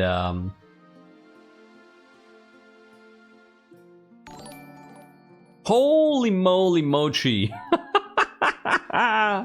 Mochi Mamu, welcome! Thank you so much for the raid. Welcome, raiders. Welcome, everybody. Hello, hi. Damn, that's a lot of you. We'll forever keep King of the Castle going. Hell freaking yeah. No updates? Doesn't matter. We're still playing it. I'm doing great, Mochi. Thank you so much for the raid and welcome, welcome, everybody. I'm MrKaji. In case you don't know me, all I do is stream King of the Castle. So yeah, I will keep streaming this freaking game. Don't worry about that. Tonight, we are playing the Bearclaw Dynasty. This is the Dynasty finale. We've been playing this Dynasty for 3 months and a half. And now we're concluding it. After 200 years of history, Yeah, we stream. Thank you for the follow, Village Fool. This is pretty much all I do. I do King of the Castle stuff and like King of the Castle and King of the Castle related stuff. We do meme runs. We play the 5 region mod where we play games with all 5 regions. We start a new series of that on Friday, and today we're concluding the Bearclaw Dynasty, which is a recurring roleplay dynasty that we've been playing for 3 months and a half. It's focused on role-playing and lore building. You can... oh, it absolutely does not get easier, trust me. If you play to win, maybe yes. But here, in this dynasty, we play to role-play. If you don't know what I mean, take a look at our World Anvil page. We have a World Anvil page for our dynasties. And our Discord, and you're gonna see what I mean. Pretty much nobles in the game build lore for their own noble house, and then they role-play their characters. And same thing I do with the monarchs. So we have family trees, we have a bunch of stuff that tells us how to roleplay. And people write their lore, their noble house lore on the Discord, and then we copy that over to the World Anvil. So, you know, if you like roleplay, if you like world building, definitely stick around, because that's what we do around here. And next week we're going to be announcing a new dynasty that we're going to be starting and playing for 3 or 4 months in a row. So it's cool stuff. It's cool stuff. I'm not gonna lie, I'm excited. And I have projects like I've been working on a little system to resolve conflicts that come up in RP. People have been rolling dice and role playing on Discord as well. We have a bunch of King of the Castle related stuff. If that sounds like your jam, definitely stick around, throw a follow, join our Discord. I'd love to see you around. But Mochi, how you doing? How was your stream? You were playing King of the Castle, right? Tell me you were playing King of the Castle. How did it go? Thank you so much again for the raid, and welcome everybody. Daunted, King of the Castle is super awesome, amazing. I absolutely freaking agree.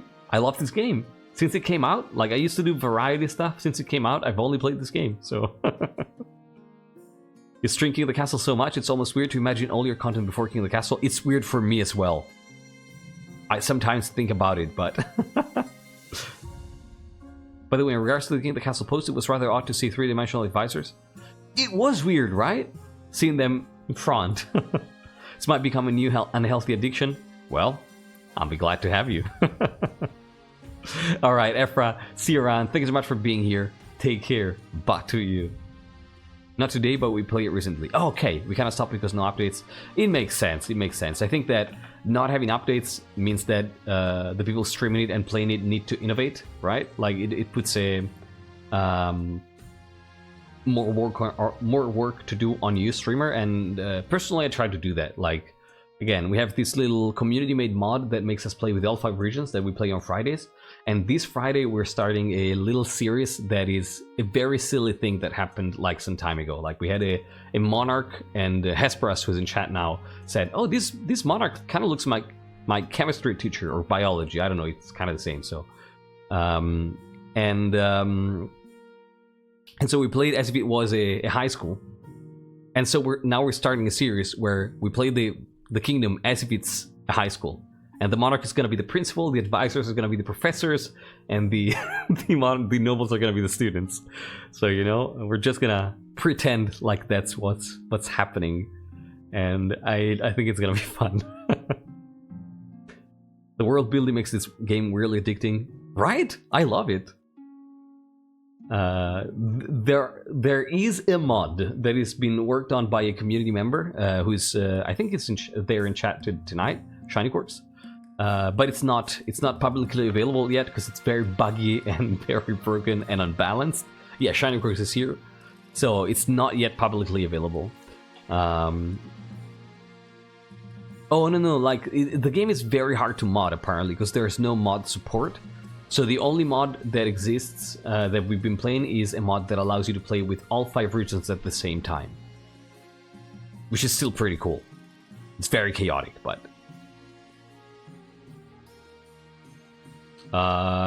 Sucks for you, Howitzer. Yeah, and more green. So it's not exactly big modding community. It's not like modding community is like 2 or 3 people who hang out in our Discord.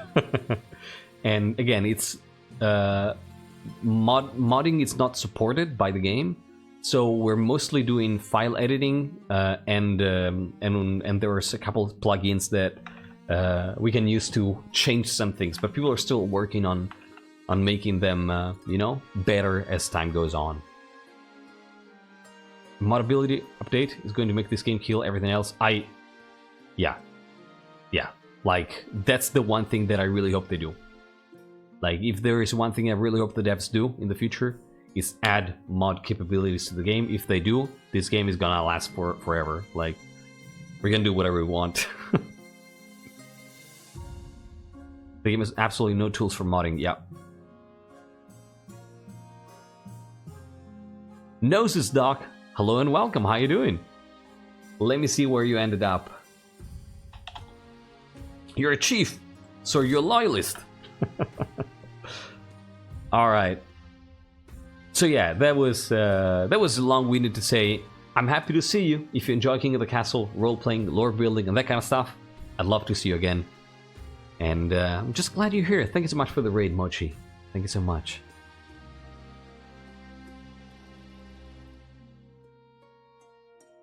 I really hope more gets added to King of the Castle, or at least it can be moddable. So I have bad news for you, Noses Dog.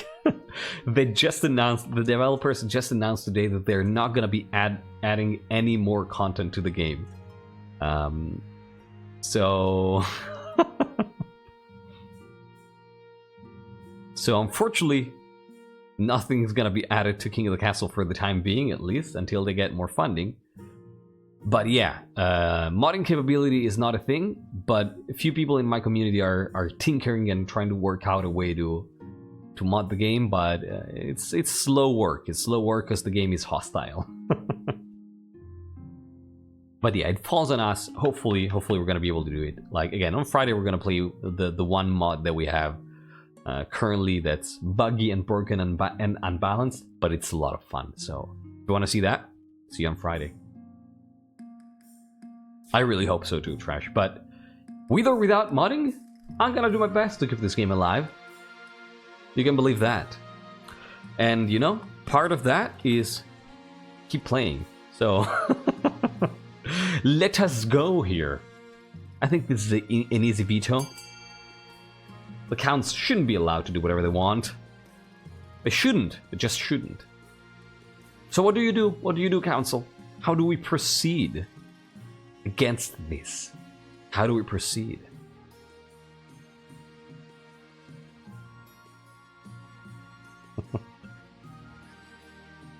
You want to send Inquisitors now, huh? Interesting. So, no Inquisitors early, no priests, but yes to the Inquisitors. Okay, I'm okay with that. I'm okay with that. You know, if you're worried about rituals, we can just order kingdom-wide curfews, right? It's okay. I can get behind some Inquisitors. I see you like them. I'm gonna count down from 5, 4, 3, 2, 1, and 0. Inquisitors it in. A small army of Inquisitors rifle through the Count's estates and question the peasants on their lands. Several high-profile Counts are captured and interrogated at length. It's harder for them to perform their rituals and make their preparations while they're trying to dodge the Inquisition's agents. The Count's efforts have been hampered. Their stat goal will not be evaluated until the end of next season. Boom!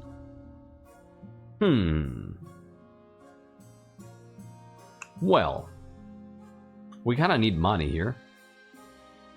Smoky Bandit, welcome and thank you for joining. How are you? You are... There you are, you count. I'm probably not being interrogated. Yeah, you probably aren't. You may be one of the few Counts who are not being interrogated. I don't think I can afford to cruel tax anyone. Like, if the chiefs say, hey, cruel tax us, I'm gonna cruel tax them. Otherwise, I'm not gonna cruel tax anyone. Like, if the chiefs beg me to cruel tax them, I'm gonna cruel tax them. Otherwise, I won't. Hello, dear noble, Smoky Bandit. How you doing? As a chief, please cruel tax us. Wait, are you a chief, Shiny? Are you a chief? I don't think you're a chief. You're not. You're not a chief. Hey, cruel tax us. I need money. Don't. Yeah, see, like I see some chiefs not being happy with the idea of a cruel tax, so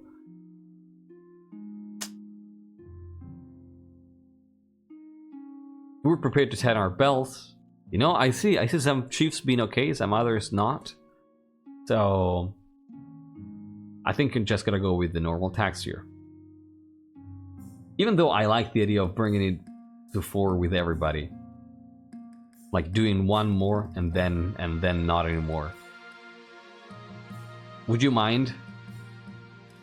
Like, this also makes us able to spend 1500. Like, you know, all the options that have 1500 we can then afford.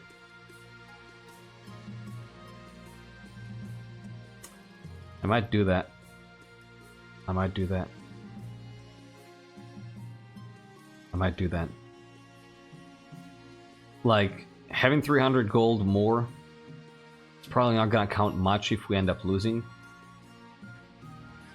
the throne, so yeah. I think I'm gonna ask you to bite the bullet.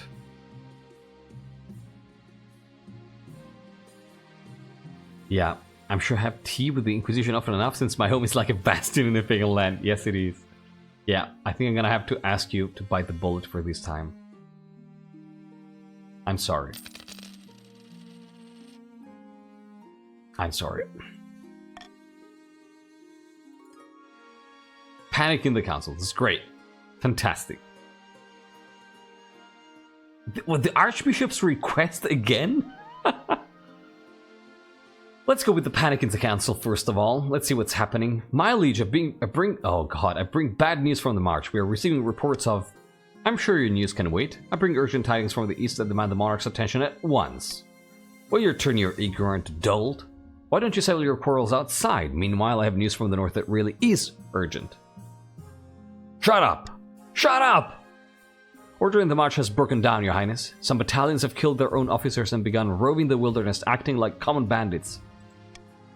Is that all? By the blood of the dead, the eastern courts are corrupt, your highness. Judges are letting off the vilest criminals in return for the slightest bit of coin. My news is worse still. The north is increasingly lawless, your majesty. Some chiefs have taken advantage, declaring themselves independent of your rule. All these problems have arisen because the kingdom is increasingly unstable, your majesty. Something must be done.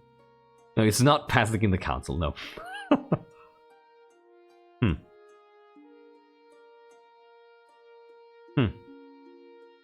Nah, it's just a low faith. What's wrong with bandits? Yeah, Hanne has always been missing an eye. Oh, that's awesome work, Grim.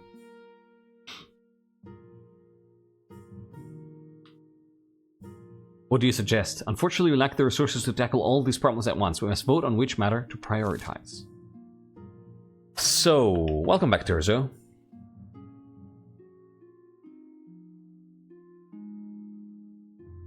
So...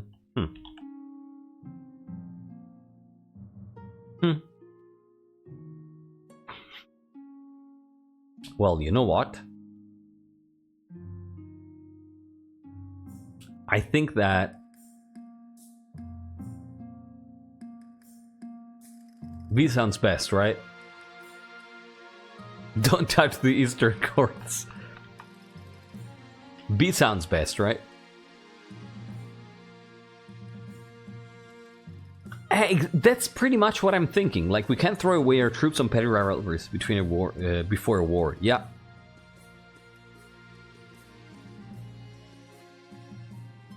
Why would you go A? Why would you go A?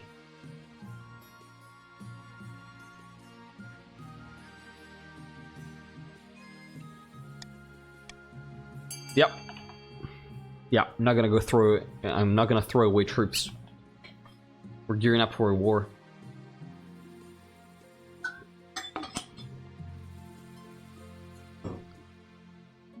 Yeah, we're trying to face Ashmead on the battlefield again. Yep. Yep. We are indeed. That's actually good counsel you gave there, Northwind. Yep. Good stuff. Looks like it's pretty decided. Let's go.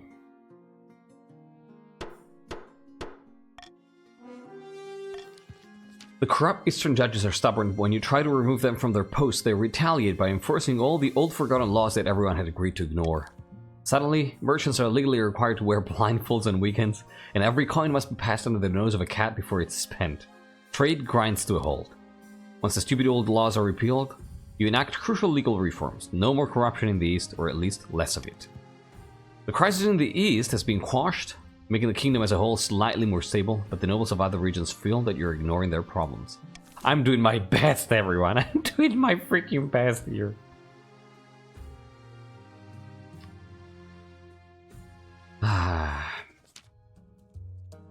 Your Majesty, it is with regret that I have another request to make, this time concerning the situation in the north.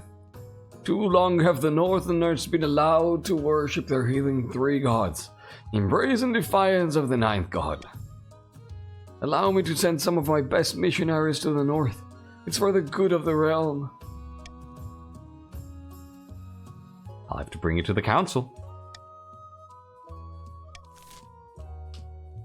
We're not going to send... We're not going to send them, right? We're not going to send them, right? I don't think they want it. I don't think they want. Archbishop is getting pushy again, and I love the small detail that he... chat is too fast. That he already did a request before, exactly, but he had to bring this one up as another request. I have another request. Archie, exactly. Archie, look, not now. I understand, but no. Oh yeah, he's very determined, yeah. Yeah. But like, he's asking in heathen... not to do heathen things? I don't know. I don't know. I don't know. Very well. If this is the will of the council, then so be it. I'm glad that the council respects our sovereignty enough to leave us to our own business. Gods bless you. Of course, of course.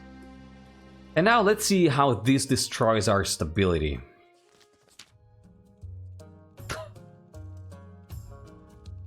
How many times? I mean, not the fact that it's a waste of an event since we had the same thing for the East. I mean, it lowered defiance. It's good. Soft no, exactly. No as in, let the council decide. Precisely, yeah. We've had the most extraordinary findings after studying the corrupted ore, Your Majesty. You call it extraordinary, I call it heresy. What's all this about? Exactly, Northwind, yeah. I'm here to dissuade you from listening to this madman. All I want is to advance the cause of knowledge without the church's ignorance getting in the way. What have you found out? I assume you know your scripture, Your Majesty. You know what happened to the 8th god after the manifestation of the 9th? I'm a monarch, not a priest, you tell me. The 8th god was torn into 8 pieces by the 9th, and each piece was interred deep beneath the ground. After reviewing some ancient texts in our library, we believe that the iron mine in the north must be near one of these buried pieces. The ore is cursed because it is infected by the memories of a dead god. Does a chief know 9th's teachings? Nope. Hey, Waterfall of Sadness, hello and welcome. Glad you're here, how are you doing? Well, a dead god, you say? Yeah, the scholar is missing part of an arm, yeah. That's cool as shit, I agree. What did I mind? You should give this to us counts. Haha, sure. Yes. I'm glad to hear you're doing well. Waterfall, I'm great. I'm great. I was sick for 2 weeks and now I'm recovered. I'm doing fantastic and I'm excited to conclude this dynasty and start a new one, so I'm really, really happy.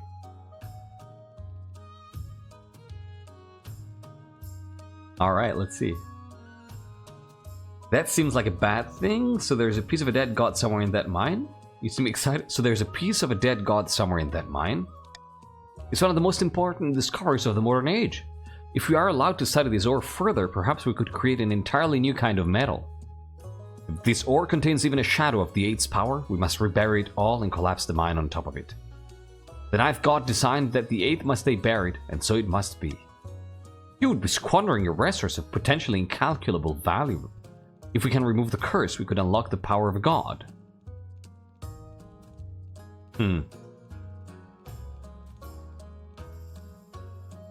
That's true, Morgrim, yeah. Feel free to call me Waterfall, or rather anything related to water. Awesome! That's cool. Awesome, Water. Glad to have you. You know the game, I assume? Oh, thank you for the follow. Glad you stumbled upon us. Yeah, we could unlock the power of a god.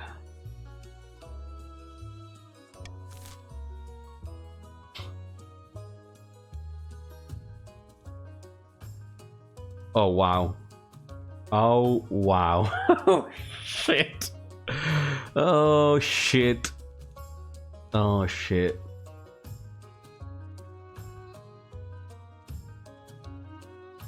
Oh, shit. This is why I choose a wizard over any priest in terms of what they can and cannot do. You lost. You missed the bunch, King Israel. Must rebury it. I've dabbled in it with Miss Mamu. Oh, okay.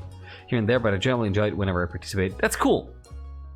I love it. Like, this game is the only thing I've streamed since it came out, so... I mean, what would you do? I see a lot of people saying, oh, we have to do B if we want to stop the counts.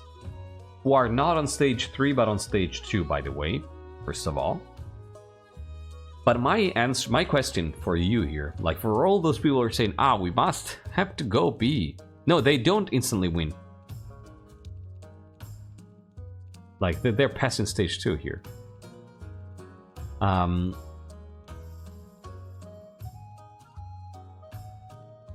My question for the people who are saying we have to go B is, what would you do roleplay wise? What would you do roleplay wise? Remember, we're role-playing here. I don't know, the Republic chooses people who worship the 10th. That's kind of weird.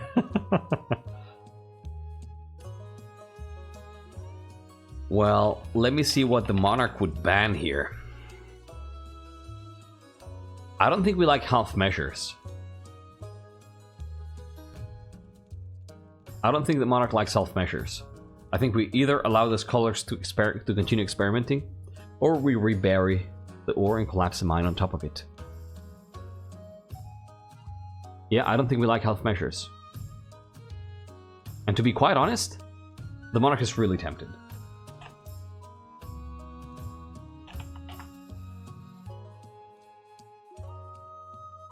Oh, because you know by heart the stage 3 options. I don't. That's fun.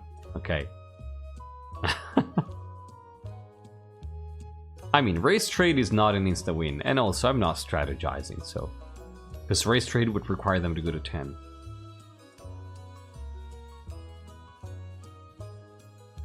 I'm all for science.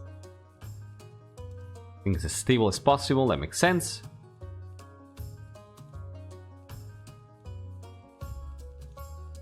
I think that the third one still requires them to at least, unless it's on 10, it requires them to modify a stat, so it shouldn't be an insta-win. Alright, I think that this is what the Monarch would do. Either or. And then the choices to the council. I kind of want to say, like, me, MrKaji, would be kind of curious to see A, because I don't think I've ever gone there. But the decision is up to the council. I think the Monarch... The Monarch is very indecisive here, I think. I think the Monarch would be very indecisive.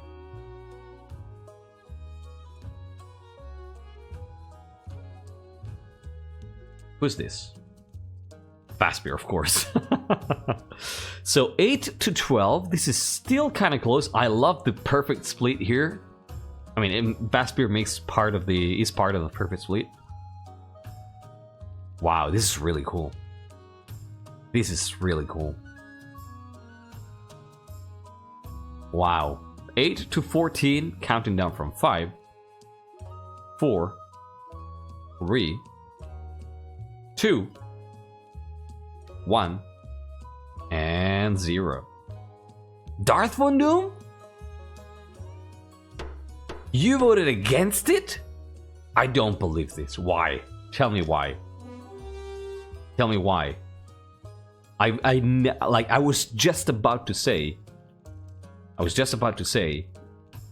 Darth Von Doom obviously was the first person to vote A. Alright. The cursed mine's support beams are removed by a team of brain miners. It collapses soon after, sending a great plume of dust into the sky. As a result, an iron shortage descends upon the north. The soldiers lack swords, the farmers lack plowshares, and the chiefs are furious with you. So perhaps they escape a far worse fate. Meanwhile, the church praises your wisdom across the land. Oh, I guess I'll take that. A pair of counts face each other in silence. A code word is exchanged. They speak of their latest schemes. What happened? The kingdom was meant to be a whirlpool of kiss by now. It's more like a whirlpool of smiles and hugs. No demon will come anywhere near it. The counts aim to lower stability to 4 or less. Very close. You're real close to it. And I think I gotta keep with these. Gotta keep going with these.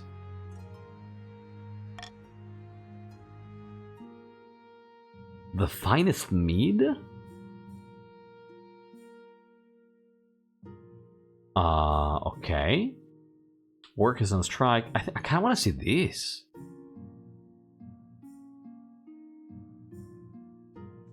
Yeah, let's take a look at this.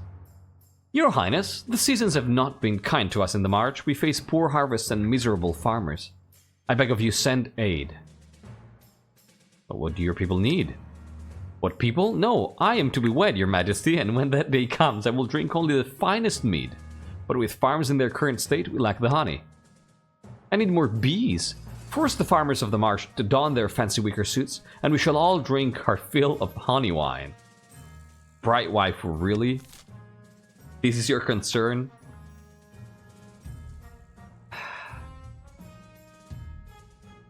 Oh, that's actually kind of good.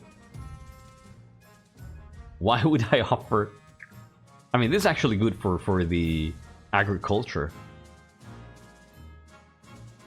That's pretty good. Right?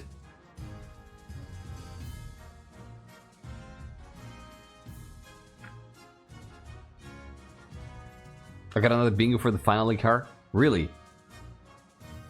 You know what? I think we should pass a law. That's pretty good.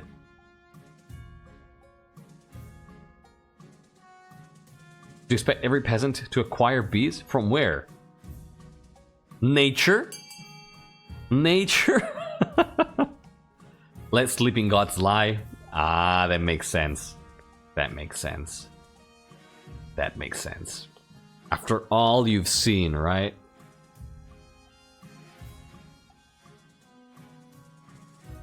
Come on, nobles. Come on, nobles. This is ridiculous. Which nature? The one around us all. Let me just go out to the bee store and pick up some bees. I mean, bees reproduce, right? They are animals, and as animals, they do the love making. So 2 bees make other 2 bees, and you know, and so on and so forth. And maybe 2 bees make 4 bees. You know, that's how it works, right? You know, have you ever heard about the bee and the flower? That little story. Why do you think bees are in there, huh? The birds and the bees? Sure. Alright, let's go. First of all, it's not a king, it's a monarch. I've been trying to tell you for 2 hours. Alright, let's go. The peasants resent such an overbearing law, complaining that they can't magic up beasts from thin air, but when Baron Brightwife threatens them with a spell in his dungeon, they change their tune. Desperate farmers abandon their meager fields in search of wild hives to care for. Soon the march is abuzz. Thank you, my liege. My wedding is sure to be a success. You're very welcome. I suppose you go to the dungeon now. I didn't know that. I didn't know that's how we would go, to be honest.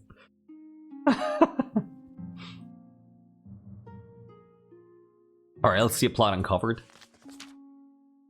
I've held her off as long as I can, your majesty, but Countess Vaspir insists on an audience.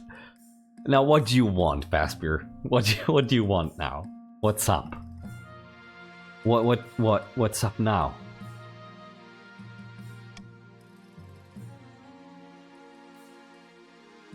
Apparently concerns the end of the world, though privately I think she's gone off the deep end.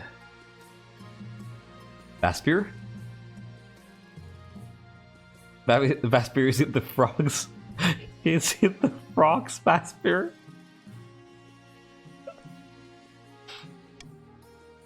We've not much time, your grace. Let me present to you my grand theory. What I call the road to Toad Town. Okay, Vaspir, what happened? What happened to you? What? What happened to you?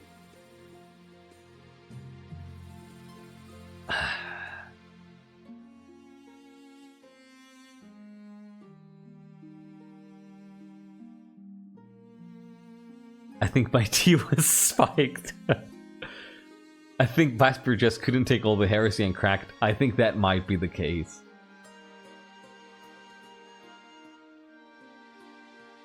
I don't think we're going to Toad Town today.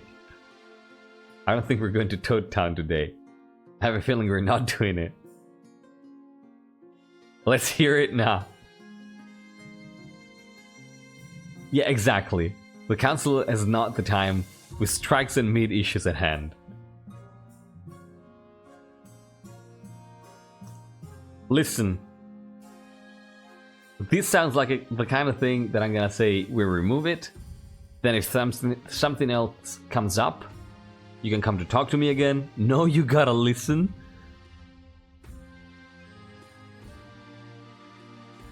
Trust me. The frogs are... Okay, that's enough. Okay, that is enough. Of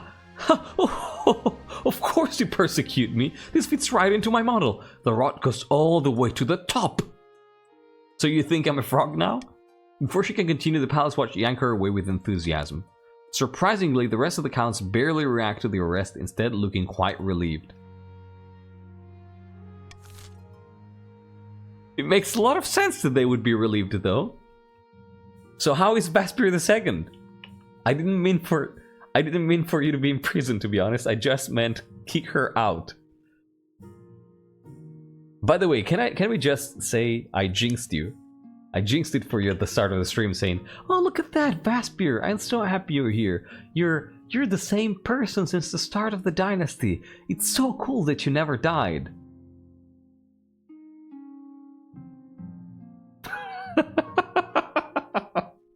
I blame you. Whoops. Whoopsie doopsie daisies. I could have done this, your majesty. I mean... Yeah, Bumper right at the finish line. I'm so sorry. It happens for the good of the kingdom.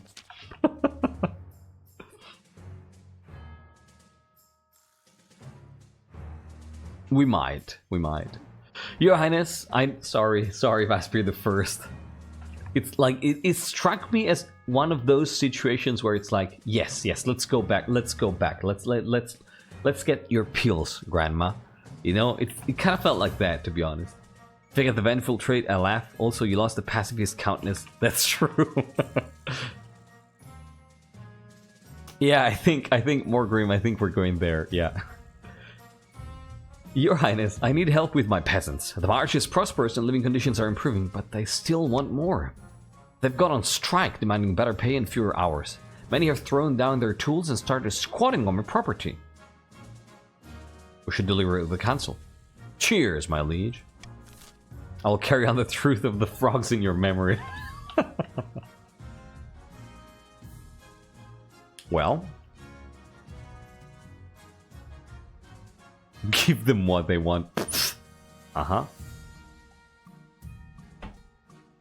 This sounds pretty clear.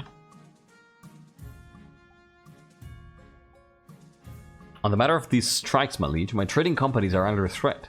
Dangerous republicanism is what it is, and it can't be allowed to spread. Have you forgotten the fate of Kurth in 538? No, I haven't.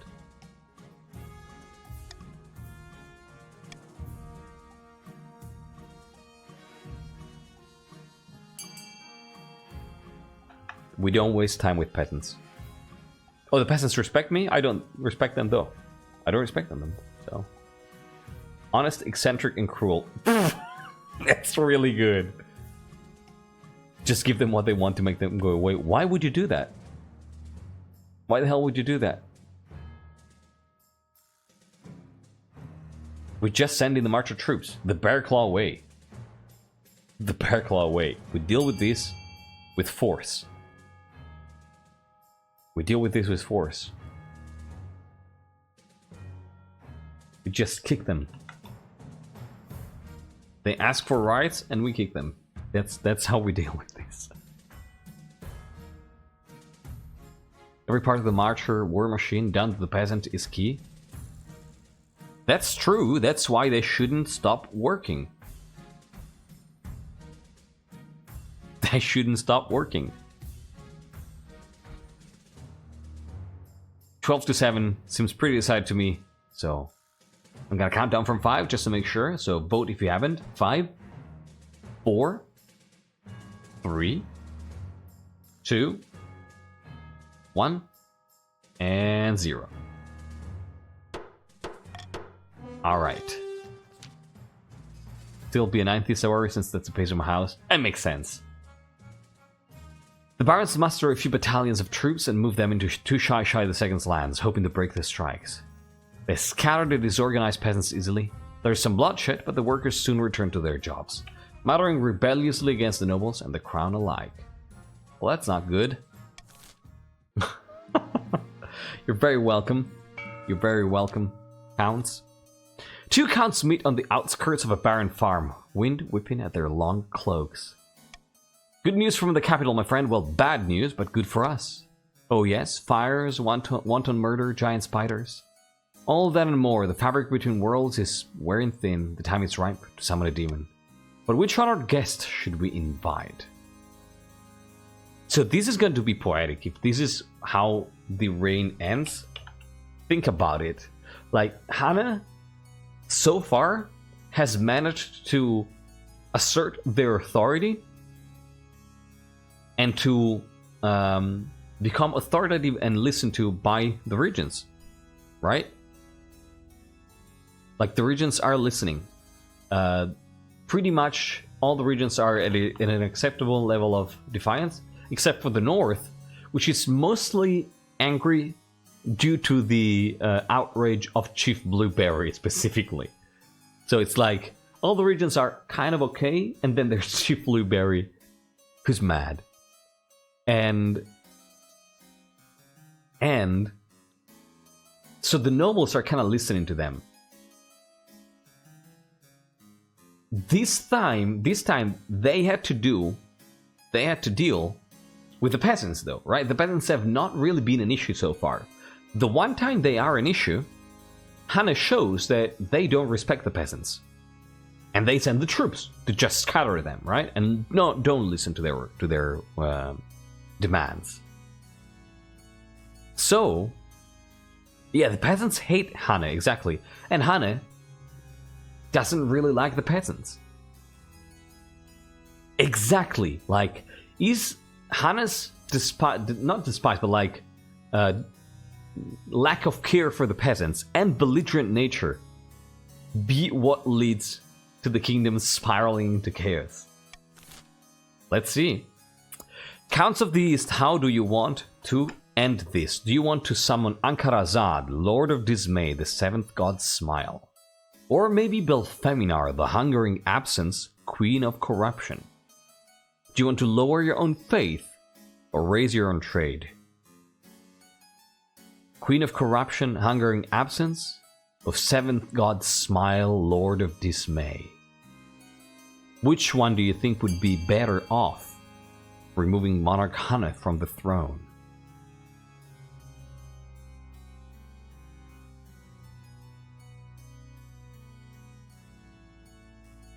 You're gonna let it tie? You're trying. You're really trying. 4-6. Looks like it's not gonna be a tie. Might the Speaker of the Republic announce something? Sure. Allow me to finish this event though first. Alright, I'm gonna count down from 5 here. If there are any counts who haven't voted, this is the time. 4-6. It's still tieable. Counting down from 5. 4. 3. 2. 1. 0. Belfeminar it is. Belfeminar will bring pestilence and starvation to the lands. She's perfect for our plans. When she arrives, the crown will be ours for the taking.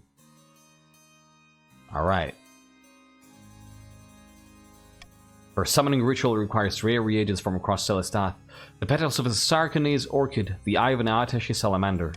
Indeed, we'll stockpile resources before initiating the rite. There's no time to waste. For the final stage of their scheme, the counts must raise their trade to at least 10. Alright. Steel, go ahead. Steel, go ahead before I proceed.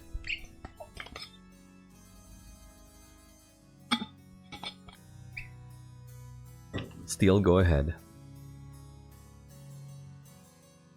Within a unanimous vote, Evral has been not only deserted but burned to the ground, as has all the lands of the Republic of Steel, and all coalition bases in the entirety of the kingdom destroyed. The grand expedition being sent to Chur to colonize new lands and escape the kingdom whatever is left of it by the time they reach Chur.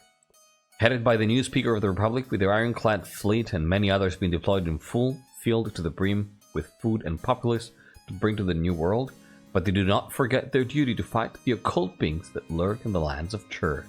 That's a great epilogue for Steel. That's cool stuff. So they're like, yeah, this kingdom is fucked. Let's move beyond the ocean and see what we can do there. That's cool. That's cool. That's really cool. I like how we include Vaspir in all our Let's Overthrow the King by Summoning Demons meetings, and she hasn't snitched at all. Honor. Honor is important for the counts, right? Alright. Let's see what events we get. Your heir. Oh, I get an heir. Capital Proposition and a Fossil Unearthed. Let me get my heir first. Your quest for an heir is finally complete. You stand before the council holding a small child in your arms. Should I die, I ask that my crown be passed down to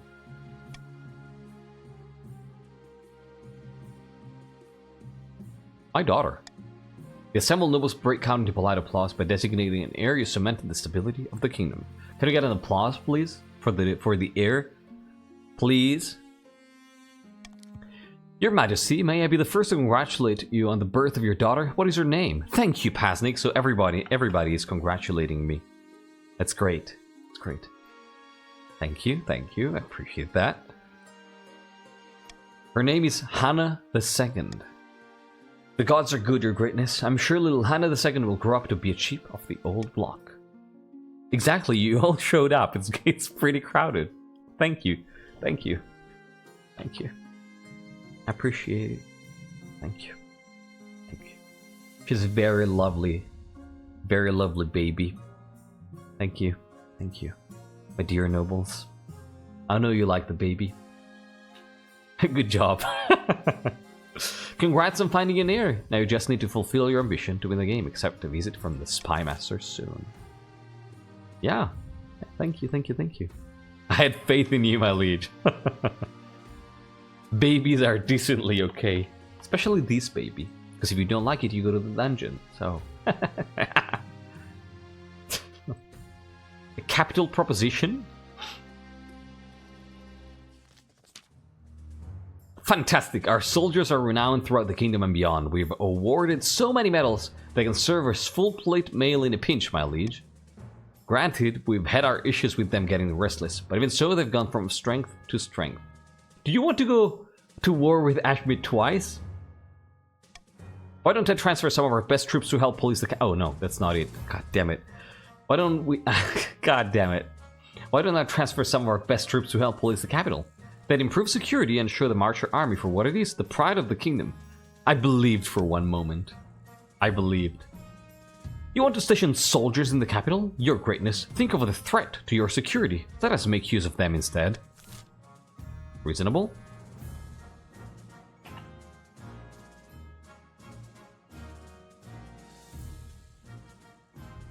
Reasonable? Reasonable.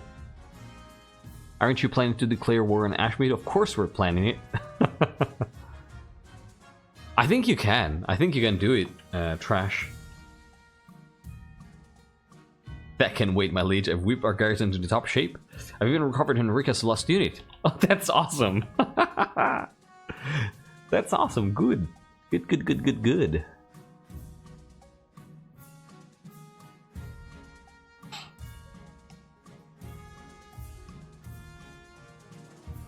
I don't think we bring them to the capital, right?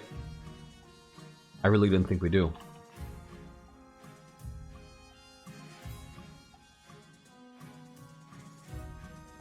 Yeah, order them to help out the chiefs, right?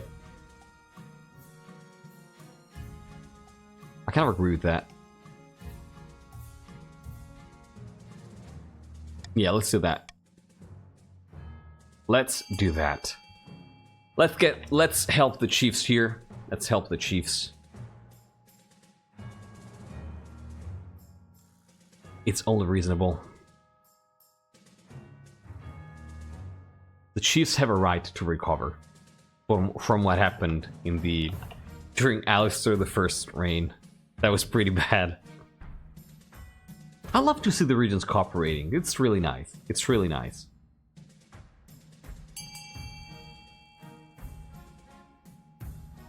More famine! Woo! Glad to see you're happy about it. That's awesome. Yeah, look at that. Almost unanimous. That's great. The honest weed, of course, voting A. But, you know, it sounds a little expensive and unsafe. So, maybe not.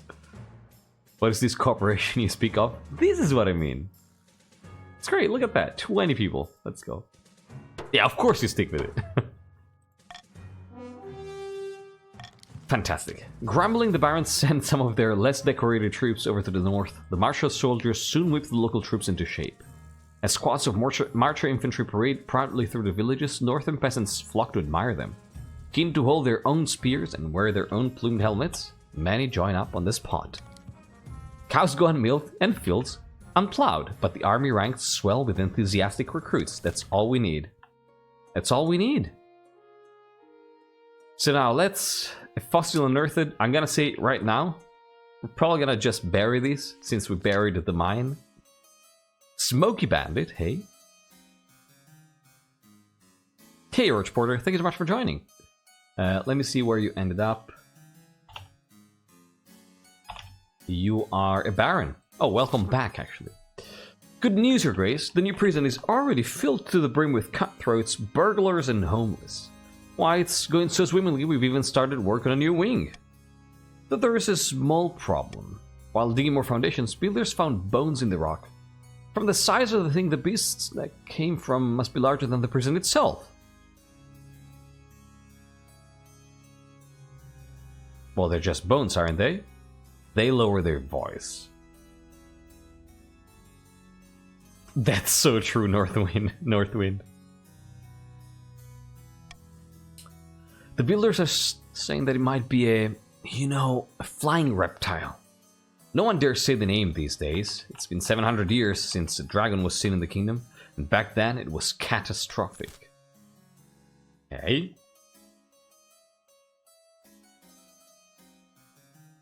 Abandon the prison entirely, right?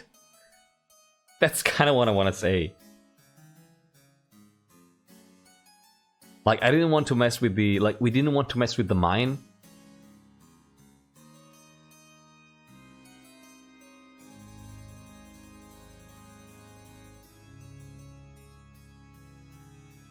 We go C, right?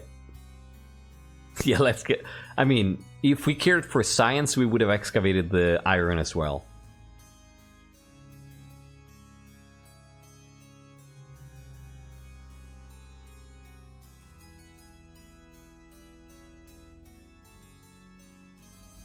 Exactly, we don't mess with evil minds, we can't mess with evil bones. I agree. I agree.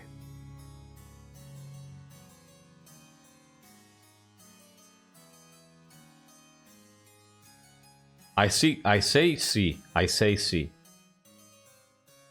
I block this, and we say C. Yeah, we're not excavating anything. We didn't excavate the iron, we're not excavating the bones. They're not evil, uh-huh. Yeah, sure. Sure. There's magic? We don't need magic. We don't need magic.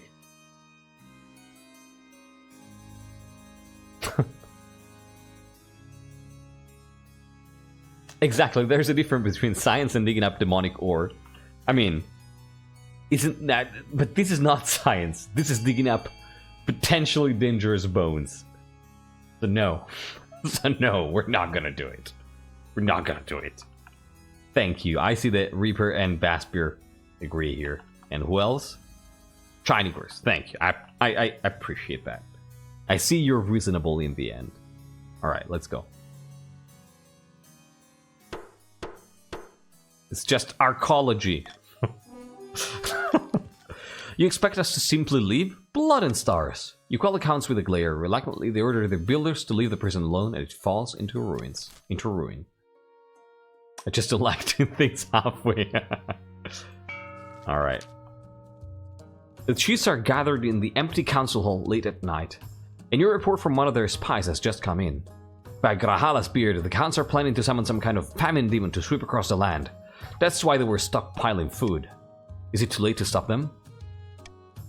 If my intel is correct, the demon is already on the verge of breaking through. We just have to delay them long enough for Monarch Hanne to solidify their power. Chiefs? You have an opportunity to help me here. You can help me. It shouldn't be long now. Our Monarch is on the verge of greatness. I can feel it. The chiefs must continue to aid the Monarch by countering the other region schemes. Fuck, there's no vote. I was hoping there would be a vote. Shit. Here we go. Here we go. Here we go. Here we go. Here we go. Here we go. Here we go. So, this might be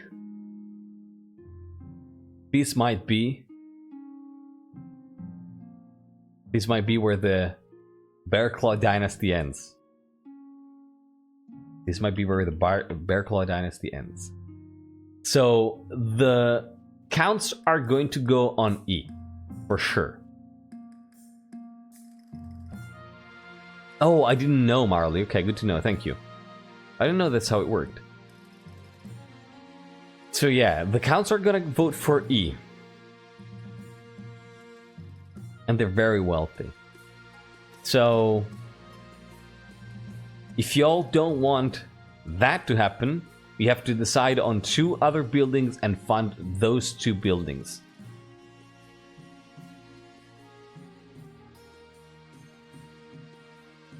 Yep. I think it would be cool to do another round, but it's going to be decided by this auction. So... you gotta decide on 2 buildings. I'm gonna be counting down... I'm gonna be slowly counting down from 5 and then starting the auction, and then I'm gonna inform you when there's 20, 10, and 5 seconds left. Alright. Lemon Square, usually there's a redeem option. You have 150 gold. I'm sure that's gonna be useful. But maybe they're on mobile, Shiny Quartz. But if you want to make sure, like, if you want to spend all your money, and you want to make sure to do it, you can just say !fund, a letter, and then type like 10,000. and the game will automatically spend all your money if you have less than that. So if any of you is unsure how much money you have and you want to spend it all, just write a big number like 20,000, 30,000, 100,000, and the game is gonna spend it all. All right. Yeah, that did happen. Like, it did happen in the past that the two regions coordinated, funded two buildings, and the region didn't win. So yeah, if you have more than 10k, you say 100k. All right, so I'm gonna count down from 5. The counts need to vote for A. The other regions need to vote for 2 other options. Someone was saying A and B. We'll see. So the question is, the counts. Let me set this up. Howitzer. Oh, one last thing. If for some chance you funded too early, and Twitch chat doesn't allow you to refund again, you can change the capitalization of what you're writing, and Twitch will allow you to post the thing. So, for instance, Howitzer just funded. If now Howitzer writes !fund capital E and the same amount, it's gonna work. So, narratively, what does this mean? The Monarch is getting ready for war.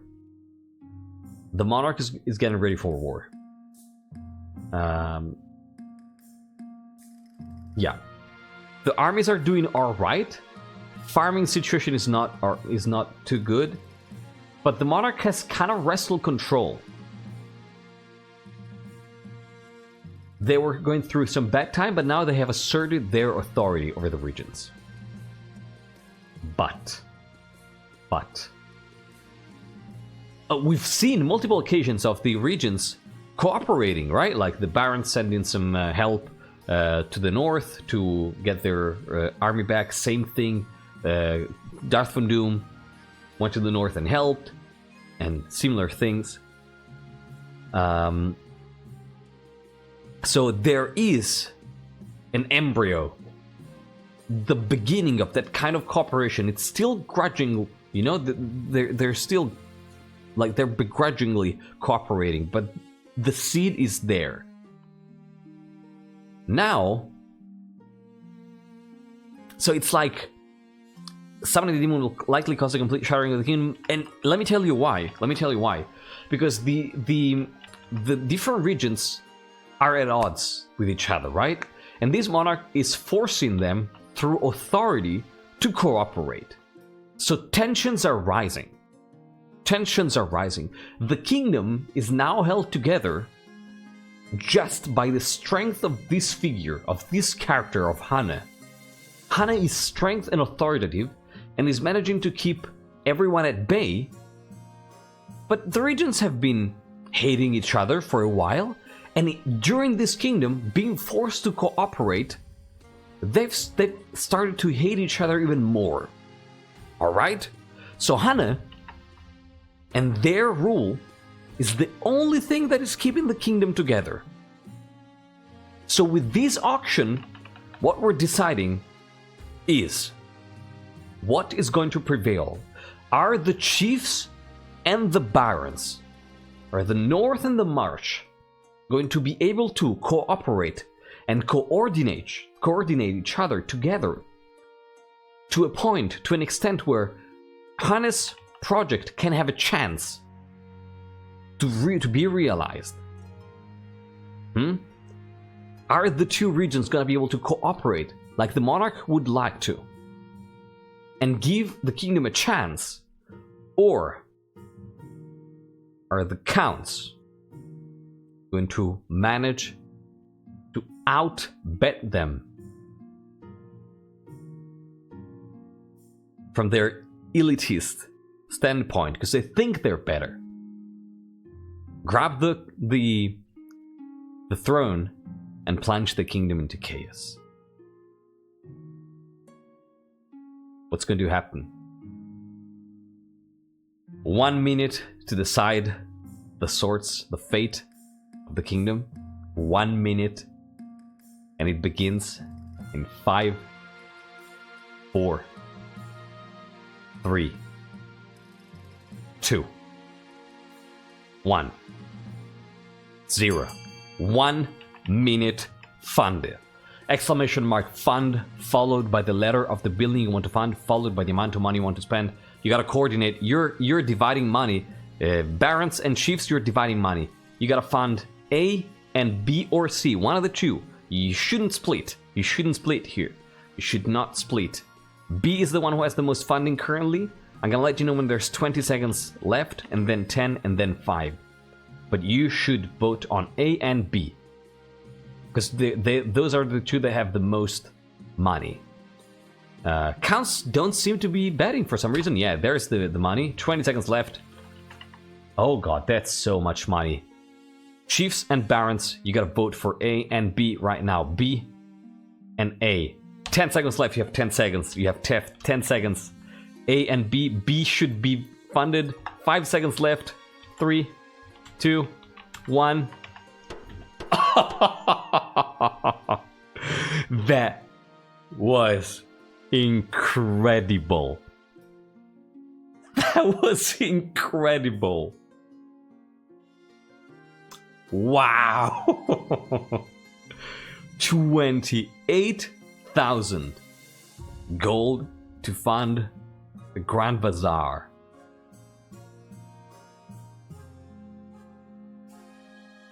The counts do it. The counts do it.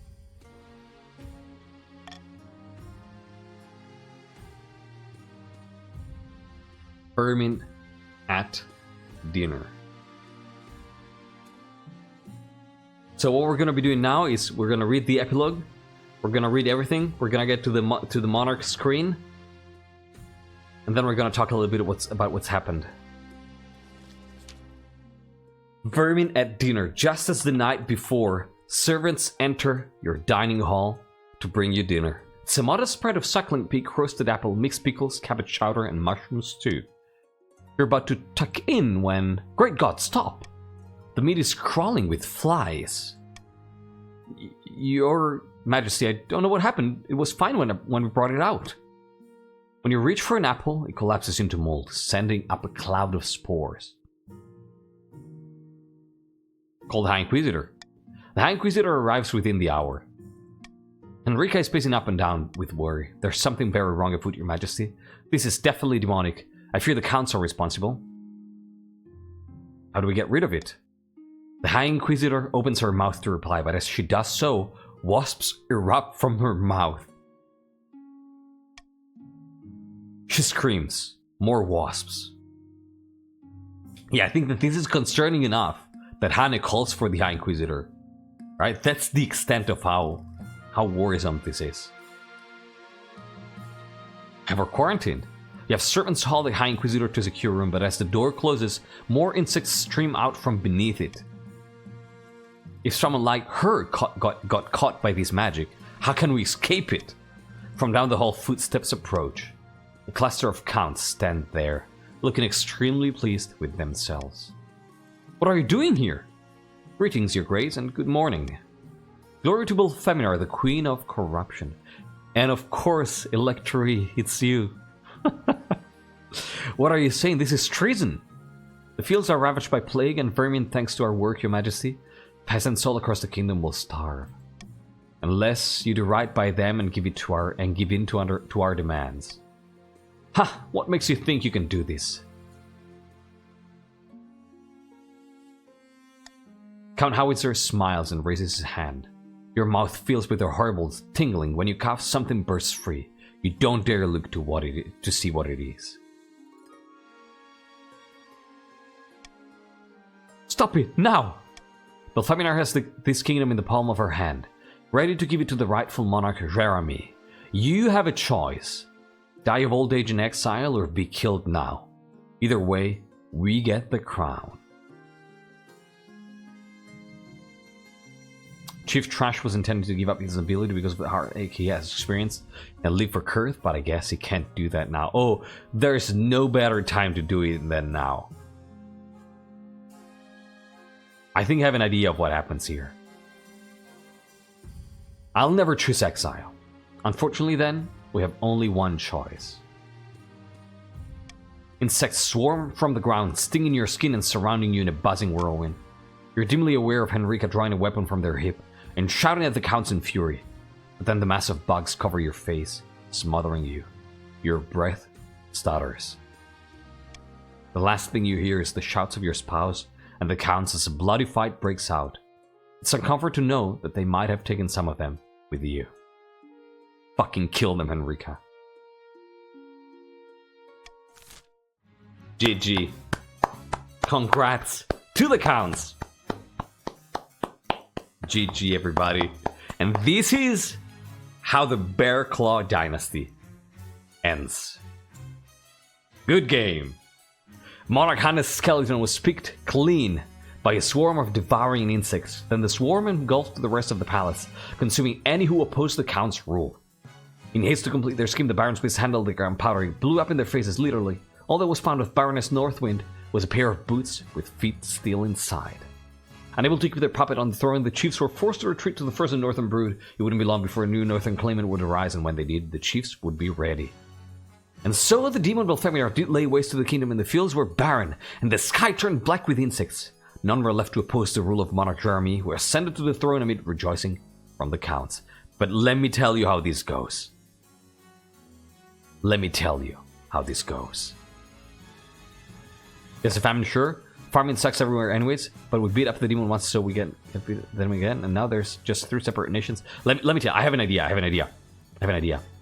Monarch Hanne the Stern is very fitting, but being stern didn't save them. It didn't save them. Electri, the one who dethroned Hanne, is the rich, and Howitzer is the poorest. And this is Jeremy. So, look at this. Look at the stats of the kingdom. Look at the stats of the kingdom. What happens? This is what happens. There will be 1,000 petty kings fighting 1,000 petty wars. The council keeps styling themselves monarchs of the kingdom, but their land won't reach as far beyond the east. Precisely.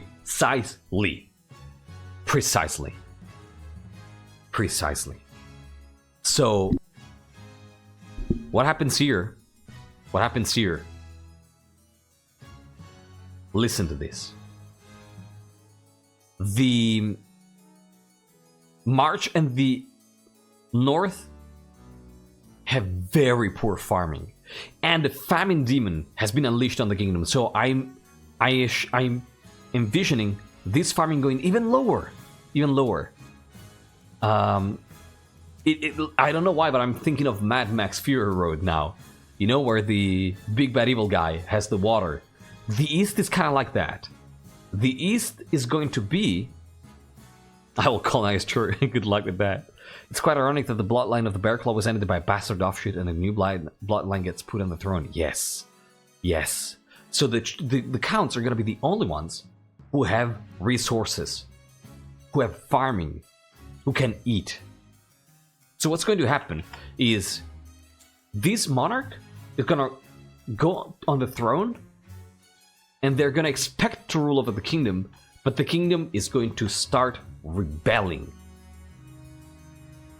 I think that the wall is going to stand, for sure.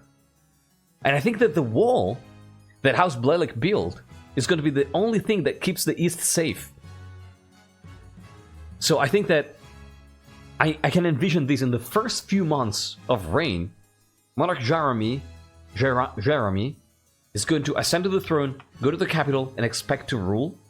But chaos is going to start as the famine demon starts reaping its harvest in the farming of the other 2 regions. The other 2 regions, both the North and the March, are going to plunge into chaos. Revolts, strikes, infighting. Everyone is going to fend for themselves. Probably a bunch of nobles are going to march on the capital, hoping to find food there. And that's going to force Monarch Jeremy to flee to the east and to hide behind the wall.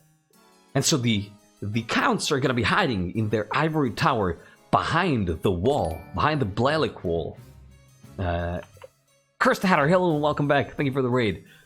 So the counts are gonna be hiding behind the wall in their ivory tower, weathering the storm, waiting for things to calm down. And the other two regions are gonna be left to fend for themselves, fighting a famine demon. This is gonna be called like this Eastern King is gonna this is gonna become an independent kingdom again, right? They're gonna claim a rulership over the whole kingdom, but in fact they're only gonna rule over Eastern lands. And I think that situation on the other side is gonna be chaotic. The March is gonna lose land to Ashmead. The North is gonna lose land to the Giants. And years after this, once the demon is finally defeated and farming is finally stabilized, the situation at on the other side of the wall is going to be that of a fragmented kingdom, where the capital is probably abandoned or occupied by who knows, and there's going to be countless single nobles who style themselves kings, and it's going to be an entire mess. I think that's how the Bearclaw Dynasty ends. Each for their own. Each for themselves, right? The strongest region coming out of this ruling, and all the others, won't their army all die from hunger? Presumably not all of them. Presumably not all of them. A lot of people will. I don't think everybody will. Like, everybody will fend for themselves. Let it be known that Power from Doom stands apart from the other counts, as she was known to do, and opens her doors to refugees. Okay. I don't think that's sustainable, though. But it's up to you to write your own epilogue. Because, like, you open the doors to 100 refugees, 1,000 will come, 10,000, 20,000 will come. How many can you sustain? When are you going to have to say no? And when you say no, what's going to happen? The counts have to fight the demon too? I don't think they will. I think that the demon is going to be unleashed on the rest of the kingdom, and the rest of the kingdom is going to have to fight it. The counts are just going to hide behind the wall and wait for it to pass. The Monarch was the Stern. Yeah, this is going to be a utopia, an ivory tower. No, I'm the real Rome. Yeah, exactly. The real clan will leave for the frozen wastes. I think that's gonna happen, right? A bunch of clans are gonna leave for the frozen wastes, for instance. Yeah.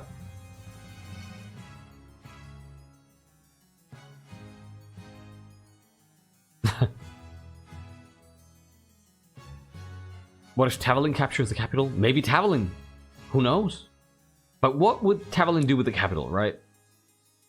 Tavalin is probably getting some land. There might come a new conquest with a new Arl-like figure. It might. Who knows? That is a different story. That's for a different story. That's for a different time. Our glance at the Bearclaw Dynasty ends here. At the official end of the Bearclaw Dynasty. The once united, peaceful kingdom. It's not really peaceful, but the once united and strong kingdom that was unified by the Bearclaw Dynasty of the Arls is now shattered again. Strength was not enough to keep it together.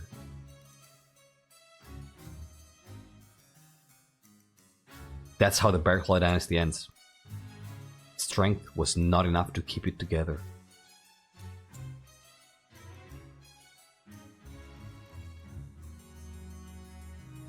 And we're going to allow the counts to hide like cowards behind the wall. We're going to march over there, tear it down, and claim their farms. That's the thing, though. Like, is there a united march? I don't think so. I don't think so. I think that in this state, everything devolves into chaos.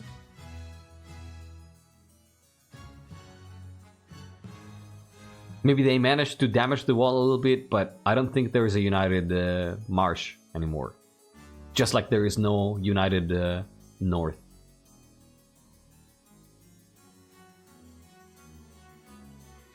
While the Kingdom Beakers, I'm Jessica Lines unsure and finding the box and dust again. Good luck with that.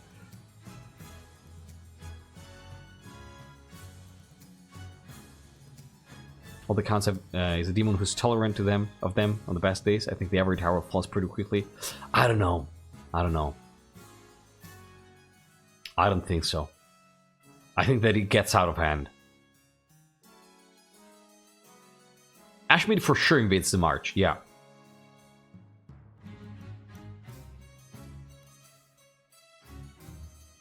As Bill Feminer was summoned again in the material realm, House Tyne takes up their arms and keep it a constant vigil of the future fracture that it was. They are not alone, as several of their allies prepare as well for when the bell tolled. For the final time, shall the world become engulfed in silence. Alright. That was good. The March offers to join the Empire in exchange for protection from demons. Again, I don't think that there's going to be a central... Like, I would say that's pretty canon, to be quite honest. The March is the best at being united. Yes, until now. What I'm saying is, this is an epochal, like, this is a historical moment of fracture.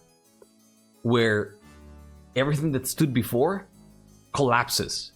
Like, the fact that not even the March manages to stay united is what makes you really understand how fucking bad what comes after is.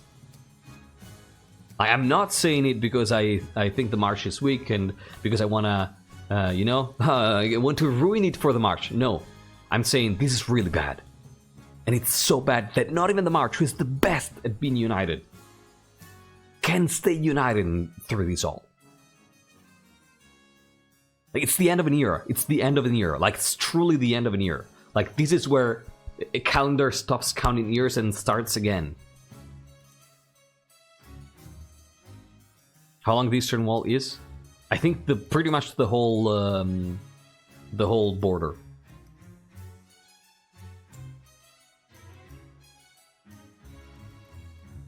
This rate, this is going to become a I shot you, you miss, play your bigger instead of RP? What do you mean? I feel like Ashmead would invade, but be somewhat off-put by the demons. Takes one land, but otherwise leave. Oh, that's reasonable. Again, we're just throwing ideas, right? Yeah, he just left just in time.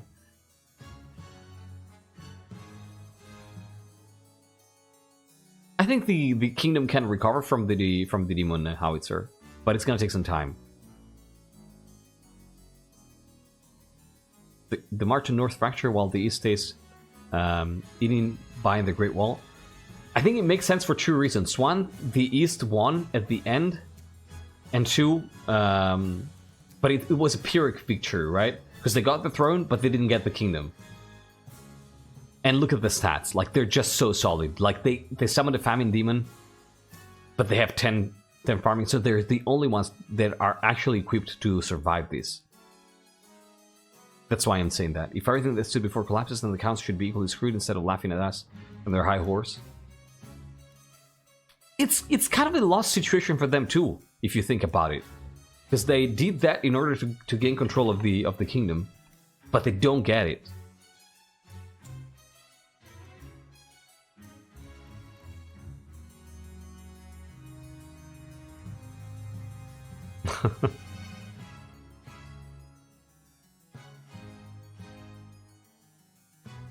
I don't think these keeps the capital control lands at all. No. At least the Bearclaw Dynasty ended with nobody winning.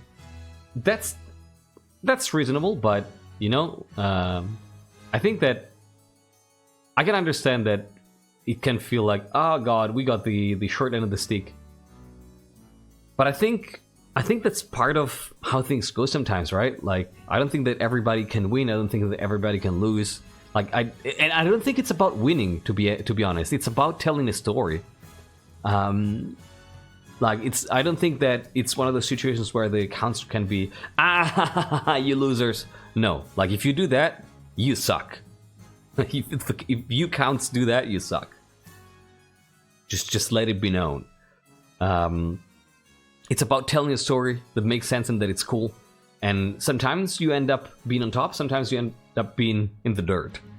And I think that being able to accept when you're down in the dirt, is part of being a good storyteller as well, right? Like, and again, we're just throwing ideas here, so we're gonna discuss exactly what happens next week.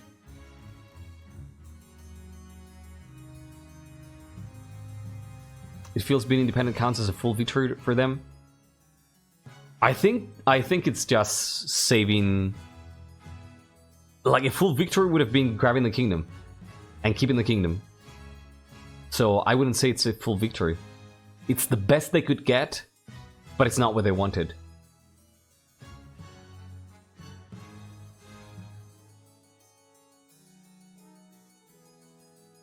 So the Bearclaw way, the culture of strength in various methods faction-wise, has been thoroughly and irrevocably shattered for everyone in the kingdom, would you say? Pretty much.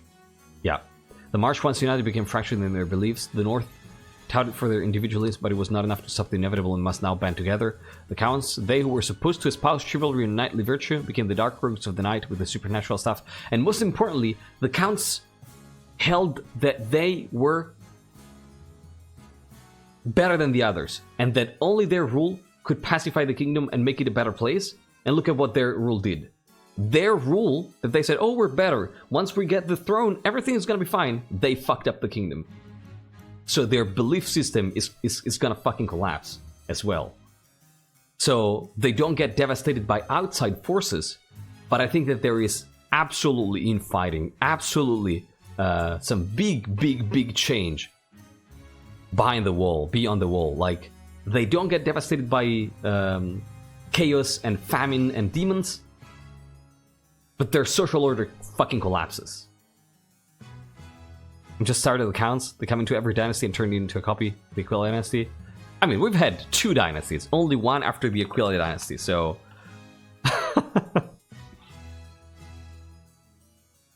I think it's soon to judge.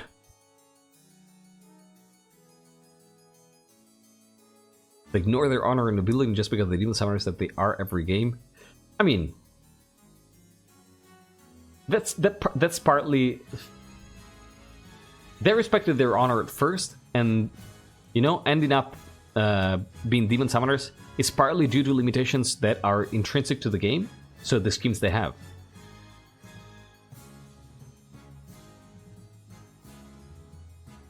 Declan is turned to piracy.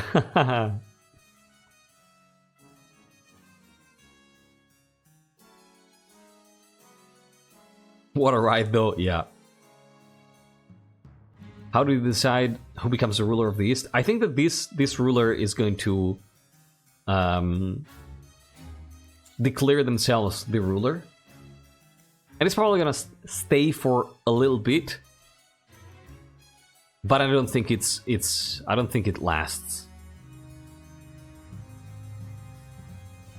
Where Trash is now is a mystery, however. Yeah, that's true. That's true, Earthland Doom. Yeah. I'm excited too, Kiwi. I feel like the Counts think this is a victory, but they would have liked to conquer the chiefs and barons if it were possible. Definitely. I feel like these might eventually just turn into infighting for control of the throne. I think that's eventually what happens. I don't think it's as bad as on the other side of the wall, but I think that is... I think it's not as bad on a material side. I think it's worse on a... if not... I think it's as bad, if not worse, on a social level, right? Like their beliefs and their social structure.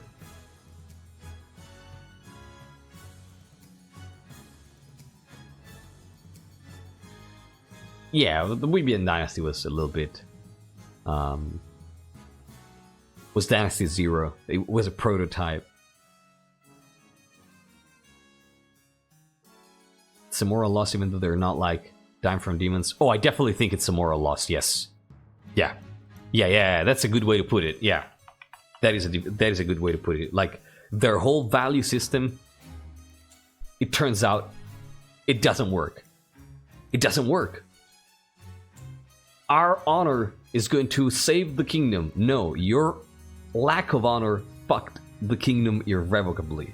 You are all liars, and you suck, and you're not better than other people.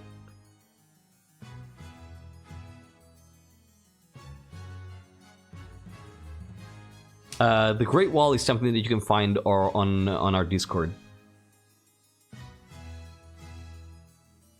In Kaji, the Count's defense account's honor is very classist and noblesse oblige. Yeah, definitely. The Count succeeded in putting... yeah, exactly. Pretty much like an Ashmid thing, I would say. The Count succeeded in putting the Monarch through the cult of the Immortal Blood Drinkers, and the last 2 times the Count's wrestled control of the chiefs was through the exact method, yeah. They weren't great people, even at the bestest times, yeah. They don't suffer from famine or outside forces, but from themselves. Precisely, yes. The Counts break into 3 factions and scheme to overthrow one another through schemes. It might be. It might be. It might very well be.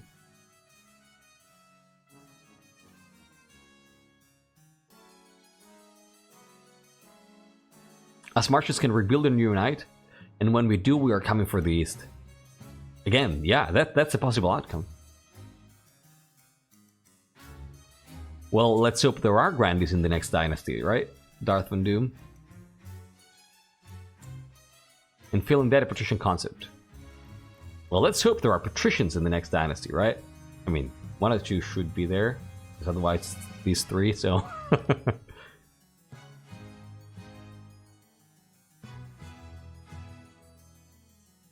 Alright. Asking an Easterner here for my epilogue. Would there be anyone atop the wall to talk to? I can imagine the conversation from one side to another some years later. Oh, probably Blelik. Probably Blelik. They survived, but they are more infamous than the chiefs who committed 2 separate sacrificial betrayals. Yes. Yes. Yes. Their infamy is much greater, yeah. I wouldn't say it's so obvious. I wouldn't say it's so obvious. Alright. Yeah, I wouldn't make plans before time, still. Because it's not, you know, it's not automatic that a region that is not included for 2 times in a row is in the 3rd one. So, I wouldn't make plans.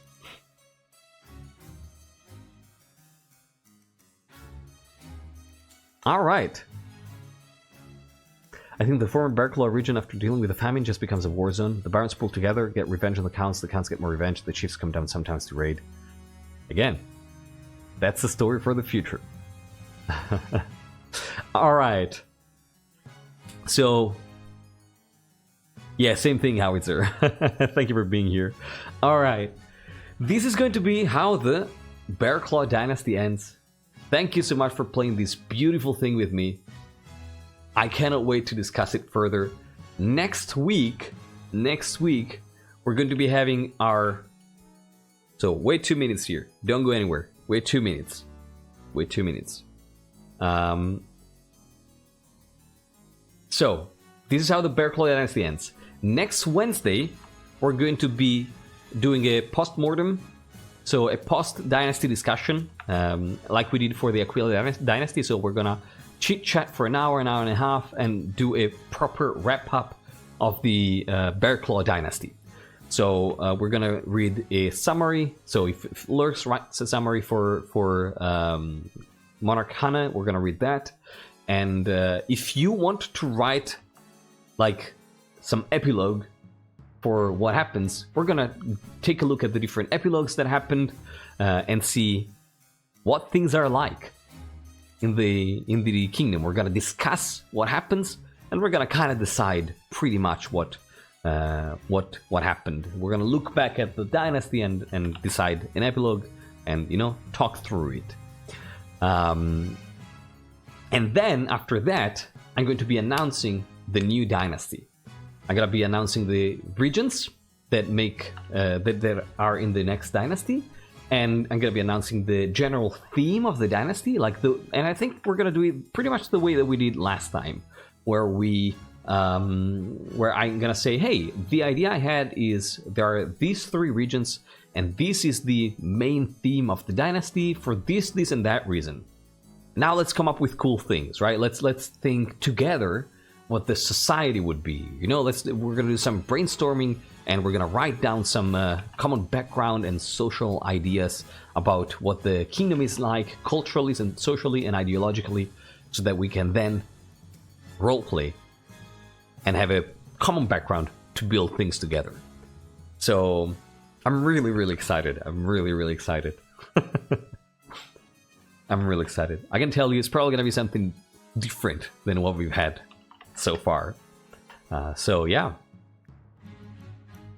Yeah, it's fine, it's fine. Oh, I'm excited for you to do it, Lemon Square. Alright, so yeah, thanks again for being here. This was an amazing ride. And I cannot wait to discuss it further next week and to start discussing the new one.